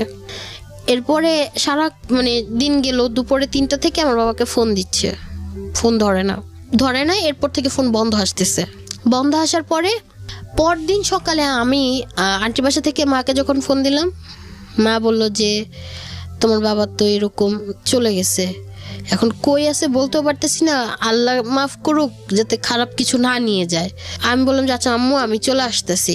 আমি বাসায় চলে গেলাম, এগুলো সব ইমন শুনতেছে, মানে আমি ফোনে ওকে কন্ট্যাক্ট করে বলতেছি। তো তখন বাসায় যাওয়ার পরে ওই দিন রাত্রে ফোন খোলা পেলাম। তখন আমার বাবা ফোন ধরে বললো যে আমি অনেক দূরে আছি। আমার বোনকে বললো যে আমি একটা কাজ জোগাড় করতেছি, বলে তুমি অনেক দূরে আছো, কই আছো? আমাদেরও তো একটা ঈদের মধ্যে মানুষ সন্তানকে ফেলে এভাবে যায়, সন্তানদের ফালায় এভাবে চলে যায় মানুষ, তুমি আসবা না? বলে আমি আসবো। আমার বোন তার আরো 2000 টাকা পাঠাইলো। কিছু তো নাই, বাসা ভাড়া যা লাগছিলাম সেটাও, সেখান থেকে আরো 2000 টাকা দিল যে তারপর আমার বাবা আমার ঘরে ফিরে আসুক। সে ওই 2000 টাকা নিল, নিয়ে যেদিন ঢাকা রওনা দিল ঈদের দ্বিতীয় দিন, সে বললো আমি বাসায় আসবো না। বলে যে বাসায় আসবে না কেন? বলে যে না, মানুষজন আমারে মেরে ফেলবে। কার এত বড় সাহস যে আমাদের সামনে থেকে তোমার মেরে ফেলবে? তুমি বাসায় আসো, যা প্রবলেম ফেস করার আমরা মিলে করব, তুমি বাসায় আসো। বলে না আমি আসবো না বাসায়, আমি আমার ওই বোনের বাসায় গেলাম। সে এক ফুপুর বাসায় গেল, যাওয়ার পরে আমাদের ফোন দিয়ে বলতেছে যে তোমরা ওই বাসা ছাড়ো, তাহলে আমরা আসবো, আমাদের এটা বললো। আমার বোন তারপরও বলে যে যা বাসা সালে যদি বাবা আসে, বাবা কাজ না করুক, ঘরে তো থাকবে, ঘরে আমার মার সাথে তো থাকবে। আমার বোন বাসায় শিফট করলো। তার আগে আমি আর একটু বলি, এর মাঝে মোটামুটি ইমনের ব্যাপারটা জানাজানি যেহেতু হয়ে গেছে, তো আমি বললাম যে আম্মু আমার কিন্তু অনেক ক্লোজ ফ্রেন্ড, তোমরা যেটা ভাবতেছো বিষয়টা তা না, আমি এটা বলছি। তো তখনকার জন্য বিষয়টা ঠান্ডা হয়ে গেছে। ঠান্ডা হয়ে যাওয়াতে মোটামুটি ও আমাদের মানে হেল্প করা শুরু করলো। ও যে আমাকে হেল্প করে এটা বাসায় সবাই জান, মানে ইকোনমিক হেল্প। হ্যাঁ ইকোনমিক হেল্প করতেছে। তো তখন আমার বাসাটা চেঞ্জ করে অনেক দূরে নেওয়া হয়ে গেল। মোটামুটি আমি প্লেসটা বলবো না, বাট আউট অফ ঢাকাই বলা যায়। বাবা কি আসলো?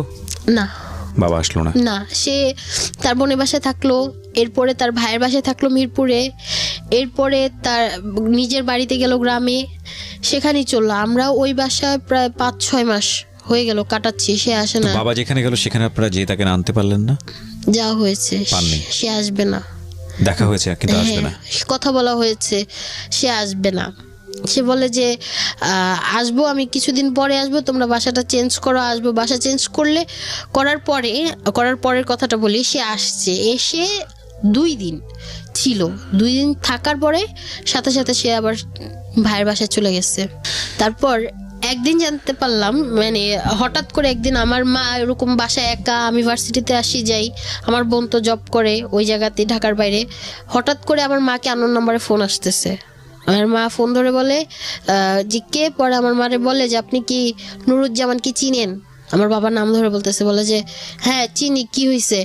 পরে বলে যে ওনারে যদি বাঁচাইতে চান তাহলে টাকা নিয়ে আসেন। তাকে নাকি হাইজ্যাকাররা ধরে নিয়ে যাওয়া এবং টাকা গেছে। দিতে হবে। হ্যাঁ টাকা দিতে হবে। তো এরকম সবার জানাজানি হলো। আমার দাদিকেও ফোন দেওয়া হচ্ছে, কিডন্যাপার আমার দাদিকেও ফোন দিয়েছে। আমার দাদি নাকি 5,000 টাকা বিকাশে পাঠিয়েছে। পরে নাকি আমার বাবাকে অনেক মেরে একটা সিএনজিতে উঠিয়ে পাঠিয়ে দেওয়া হয়েছে আমার চাচার বাসার সামনে এসে নেমে। এরপরে কি হচ্ছে আমার বাবা আর বলতে পারে না। তখন আমরা আবার যাই মিরপুরে দৌড়ে, যে বাবা এবার তো আসো, দেখো তুমি এখানে থেকে তোমার অবস্থাটা কি হলো, এবার তো আমাদের কাছে আসো।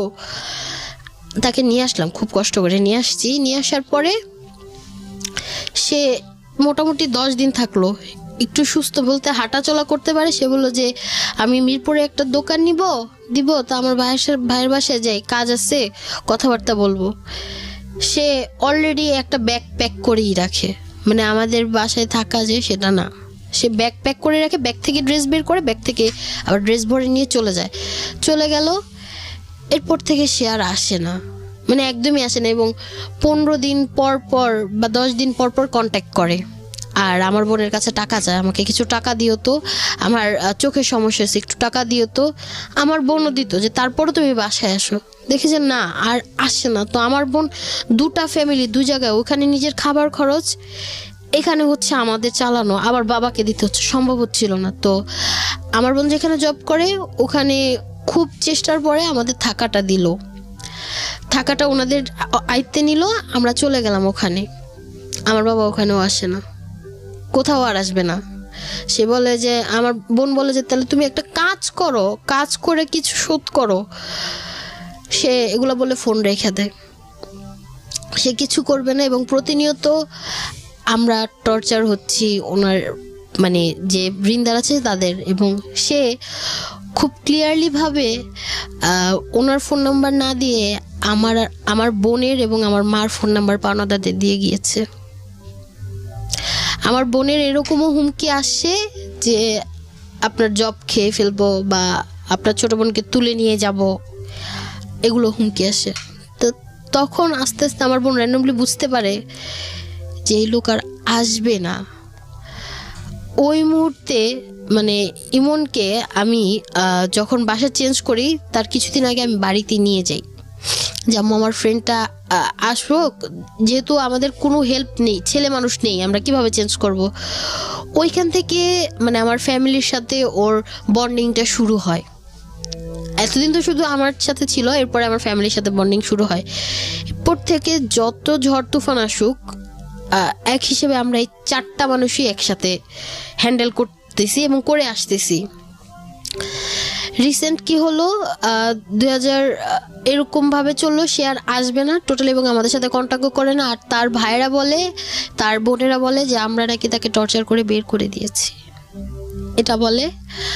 আর এত সব প্রবলেমের জন্য আমার আম্মুর ট্রিটমেন্ট টোটালি বন্ধ, কোনো ট্রিটমেন্ট হচ্ছে না। ইভেন 1 বছর ধরে আমারও কোনো ট্রিটমেন্ট নেই, কারণ টাকা কোত্থেকে আসবে বলতে পারছি না। আর জুনে 2017 জুনে আমার বোনের জব চলে যায়। ওহো, আমার বোনের জব চলে যাওয়ার পরে মানে এরকম অবস্থা হয় যে খাবো কি, কোত্থেকে কি হবে, বা কে 2টা টাকা দিবে কেউ জানতো না বা কেউ বুঝতে পারতো না। তো ইমন, আমি যে ঢাকা থাকি হলে, ইমন আমার সব খরচ চালায়। হয়তো ও যদি পাশে না থাকতো আমি ঢাকায় এসে পড়াশোনা আমার জন্য আর সম্ভব হতো না, বা ঢাকায় থেকে পড়াশোনা হয়তো আমার দ্বারা সম্ভব হতো না। তো আল্লাহর অশেষ রহমত, 15 দিনের মাথায় আমার বোন আরেকটা জব পায়। স্যালারি হয়তো খুবই কম, বাট বলে না ডাল ভাত খেয়েও চলে যাবে, এই জন্য আবার শিফট হয়ে, ওইটাও ঢাকার বাড়ি, ওখানে আমরা চলে যাই। এই আমরা 3টা মানুষ আর ইমন, এইভাবে আমরা যুদ্ধ মানে আমাদের চলতেছে। আর তো অনেক প্রবলেম তো ফেস করি। রিসেন্ট যেটা আমি বলবো, গত পরশু দিনের ঘটনা, জানতে পারলাম যে আমার বাবা যে বাড়িতে থাকতেন, গ্রামের বাড়িতে, সে ওখানে তার ভাইদের বিল্ডিং করে দিছে। তার ভাইরে টাকা দিয়েছে, বাট সে বিল্ডিং টিল্ডিং সব করে দিছে। কিন্তু গত 3 দিন ধরে নাকি উনি গায়েব, ওখান থেকেও নেই এবং ফোনে কারোর সাথে কন্ট্যাক্টও করছে না। তো জানতে পারলাম আমার চাচার 5 লক্ষ টাকা, আর আমার ফুপুর 10,000 টাকা, আরেক চাচার 50,000 টাকা, এগুলো মিসিং। আর উনিও বাসায় নেই। আমার চাচা আমার মাকে ফোন দিয়ে বলে যে ভাইয়া তো আপনাদের বাসায় আছে, তো ওনারে পাঠায় দেন। আমার মা বলে আমাদের কাছে যদি আসতো অনেক আগেই চলে আসতো, আমরা কেন মিথ্যা বলবো। বলে যে বেশি যদি বাড়াবাড়ি করেন তাহলে চাকরির ওখানে পুলিশ পাঠাবো, তখন বুঝবেন আমার বোনের চাকরি খেয়ে ফেলবে। এখন আমার বোনের যদি এই কারণে চাকরি চলে যায়, আমরা 3টা মানুষ কোথায় যেয়ে দাঁড়াবো? ফাইন, এই প্রশ্ন রেখেই আজকের এই জীবন গল্পটা শেষ হোক। ইন এ সেন্স যে এই গল্পে অনেকগুলো ঢেউ আছে। আমি প্রথমে ভেবেছিলাম যে আসলে ঢেউ নাই, শেষের দিকে এসে এতটা ঝড় উঠেছে যে আসলে এই ঝড় আসলে কবে থামবে, কোথায় থামবে সেটা আমরা জানি না। এই গল্পটাকে 2 ভাবে দেখা যায়। একটা হচ্ছে ওর বাবার যেই না পারার জায়গাটা, এবং ওর বাবা যদি আজকের এই অনুষ্ঠানে উপস্থিত থাকতো, আমি বাবা মেয়েকে কখনোই মুখোমুখি করতে চাই না আমার এই অনুষ্ঠানের মাধ্যমে, কিন্তু আমি ডেফিনেটলি শিওর যে ওর বাবারও অনেক কিছু বলার ছিল, এবং সে বলাগুলো হয়তো কখনো কখনো এই ফ্যামিলির এই 3 জন মেম্বারের দিকেও আঙ্গুল তুলতো, অবশ্যই তুলতো, ডেফিনেটলি তুলতো, আমি একেবারে নিশ্চিতভাবে বলতে পারি। আর এটা ঠিক যে এখানে এই 2 জন মানুষ, যে 2 জন মানুষ এখানে আছে, ইমন এবং রিয়া, তাদের মধ্যে যেই সম্পর্কটা, এই সম্পর্ক যেই জায়গায় গিয়ে রূপ নেবে বা রূপ নিচ্ছে সেটা আমরা জানি না, কিন্তু যে পিসফুল একটা মানুষকে বাঁচিয়ে রাখার জন্য যে ট্রাইটা, সেটা নিঃসন্দেহে অসাধারণ একটি ট্রাই এবং অসাধারণ একটি কাজ যেটা ইমন করে যাচ্ছে। ইমনকে শুধু এতটুকুই বলার আছে, আজকে ও যে কথাগুলো বললো সেগুলো আপনি জানেন ব্যক্তি জীবনে। সো আপনাকে বলি আর নাই বলি, আমি বিশ্বাস করি যে আপনি কখনোই ওদের পাশ থেকে যাবেন না, হাল ছাড়বেন না, এটা হচ্ছে বিষয়। আর দ্বিতীয়ত আমি যেটা বলবো, সন্তান হিসেবে আপনি যেগুলো বললেন রিয়া এখানে বাবার সম্পর্কে, সেটা টলারেট করা খুব মুশকিল, খুবই মুশকিল। কারণ আমি এটা মানতে পারছিলাম যে বাবা ধার করছে, সেটা ঋণ আপনাদের উপরে এসে আঙুল তুলছে, কিন্তু বাবাকে ফোন ঠিক করতে দিয়েছি, সেই ফোন বিক্রি করে দিচ্ছে সে। বাবা আমার ইউনিভার্সিটির ভর্তি হওয়ার খরচ দিতে পারতেছে না। এই লেভেল পর্যন্ত যদি টাকা নিয়ে সমস্যা হয়, এবং এই টাকাটা কোথায় যায় সেটা আপনারা কিছু জানেন না, এবং সে যেখানেই যাচ্ছে সেখানেই কাজটা করতেছে, তাহলে সামথিং ইজ মিসিং। কিছু একটা ঘটনা তার জীবনে আছে যেটা আমরা কেউ জানি না। আপনারা যেমন জানেন না, আমরা কেউ জানি না। এই টাকাগুলো, এত টাকা সে যদি সব সত্য হয়ে থাকে, তাহলে এত টাকা সে কি করেছে, এত টাকা কোথায় গেছে, কোথায় যাচ্ছে এই বয়সে এসে, সেটা নিয়ে একটা প্রশ্ন থাকতেই পারে। এবং তবে অন্যায় করলে যে ধরনের পেনাল্টি তার ফ্যামিলি থেকে পাওয়া উচিত সেটা যে সে কম পেয়েছে আমি সেটা মনে করি না। কারণ অনেক কিছুই হয়তো আপনি আজকে এখানে বলেননি, সে অবশ্যই আপনাদের সাথে হ্যাপি ছিল না। এ ব্যাপারে আপনি যাই বলেন না কেন আমরা কিছুটা হলেও বুঝতে পেরেছি। এবং কেন জানি মনে হয় যে একটা মানুষ সব কিছু ছেড়ে ছুড়ে দিয়ে এসে একটা মানুষের কি থাকে শেষ জীবনে, মানে সব জায়গা থেকে সে বঞ্চিত। যদি ধরে নিই যে তার কোথাও কোনো দাঁড়ানোর জায়গা নেই, তাহলে অ্যাটলিস্ট পরিবারটা থাকে, রাইট?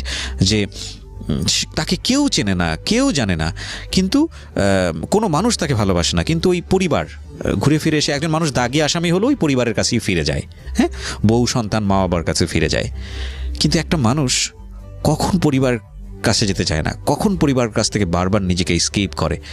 আপনার বাবা তার বাবার ভূমিকায় ছিল না, এটা নিঃসন্দেহে আমরা স্বীকার করছি, কিন্তু একটা মানুষ নিতান্তই বাধ্য হয়ে পরিবার ছেড়ে চলে যায়। সেই বাধ্য হওয়ার জায়গাটা আমরা আবিষ্কার করতে পারলাম না আজকের এই অনুষ্ঠানে। গল্পের এই জায়গাটা থেকে একটা বড় প্রশ্ন আসলে, গল্পটাকে আপনারা কিভাবে নেবেন। তবে বাবার জায়গাটা থেকে আমার কাছে কেন জানি মনে হয়, I am not giving you advice, আমি জাস্ট আমার কাছে কিছু ফিল তৈরি হচ্ছে মনের মধ্যে, সেটা শেয়ার করছি। কারণ আমি এখানে যথেষ্ট কমেন্টস দেখতে পাচ্ছি আমার ফেসবুকে, বিভিন্ন রকমের কমেন্টস এখানে আসছেন। বাবাকে অনেকেই গালমন্দ করছেন, ও রিয়াকে নিয়ে অনেক কথা বলছেন যে আসলে ভবিষ্যৎটা কী হবে মেয়েটার। সেটা ঠিক আছে, কিন্তু এই গল্পটাকে যদি নিজের জায়গাটাতে নেই, যারা বিশেষ করে ছেলেরা শুনলেন বা যারা বাবা আছেন তাদেরকে একটা কথা বলবো, সেটা হচ্ছে যে দায়িত্বের জায়গাটা থেকে সরে গেলে সেখানে এক্সপেকটেশনটা জিরো হয়ে যাওয়া উচিত। এবং যে কোনো সময় আপনাকে যে কোনো অনভিপ্রেত ঘটনার মুখোমুখি দাঁড় করিয়ে দিতে পারে। আপনি হয়তো বিশ্বাসই করতে পারবেন না যে দায়িত্বটা আপনি পালন করলেন না বলেই এই সন্তানই হয়তো আপনাকে একদিন অচেনা মানুষের মতো আপনার দিকে আঙুল তুলবে। সুতরাং বাবার সম্পর্কই হোক আর মায়ের সম্পর্কই হোক, যেটাই হোক না কেন, দায়িত্বের জায়গায় কখনোই কোনো কম্প্রোমাইজ করা উচিত না। শেষ করছি আজকের এই জীবন গল্প।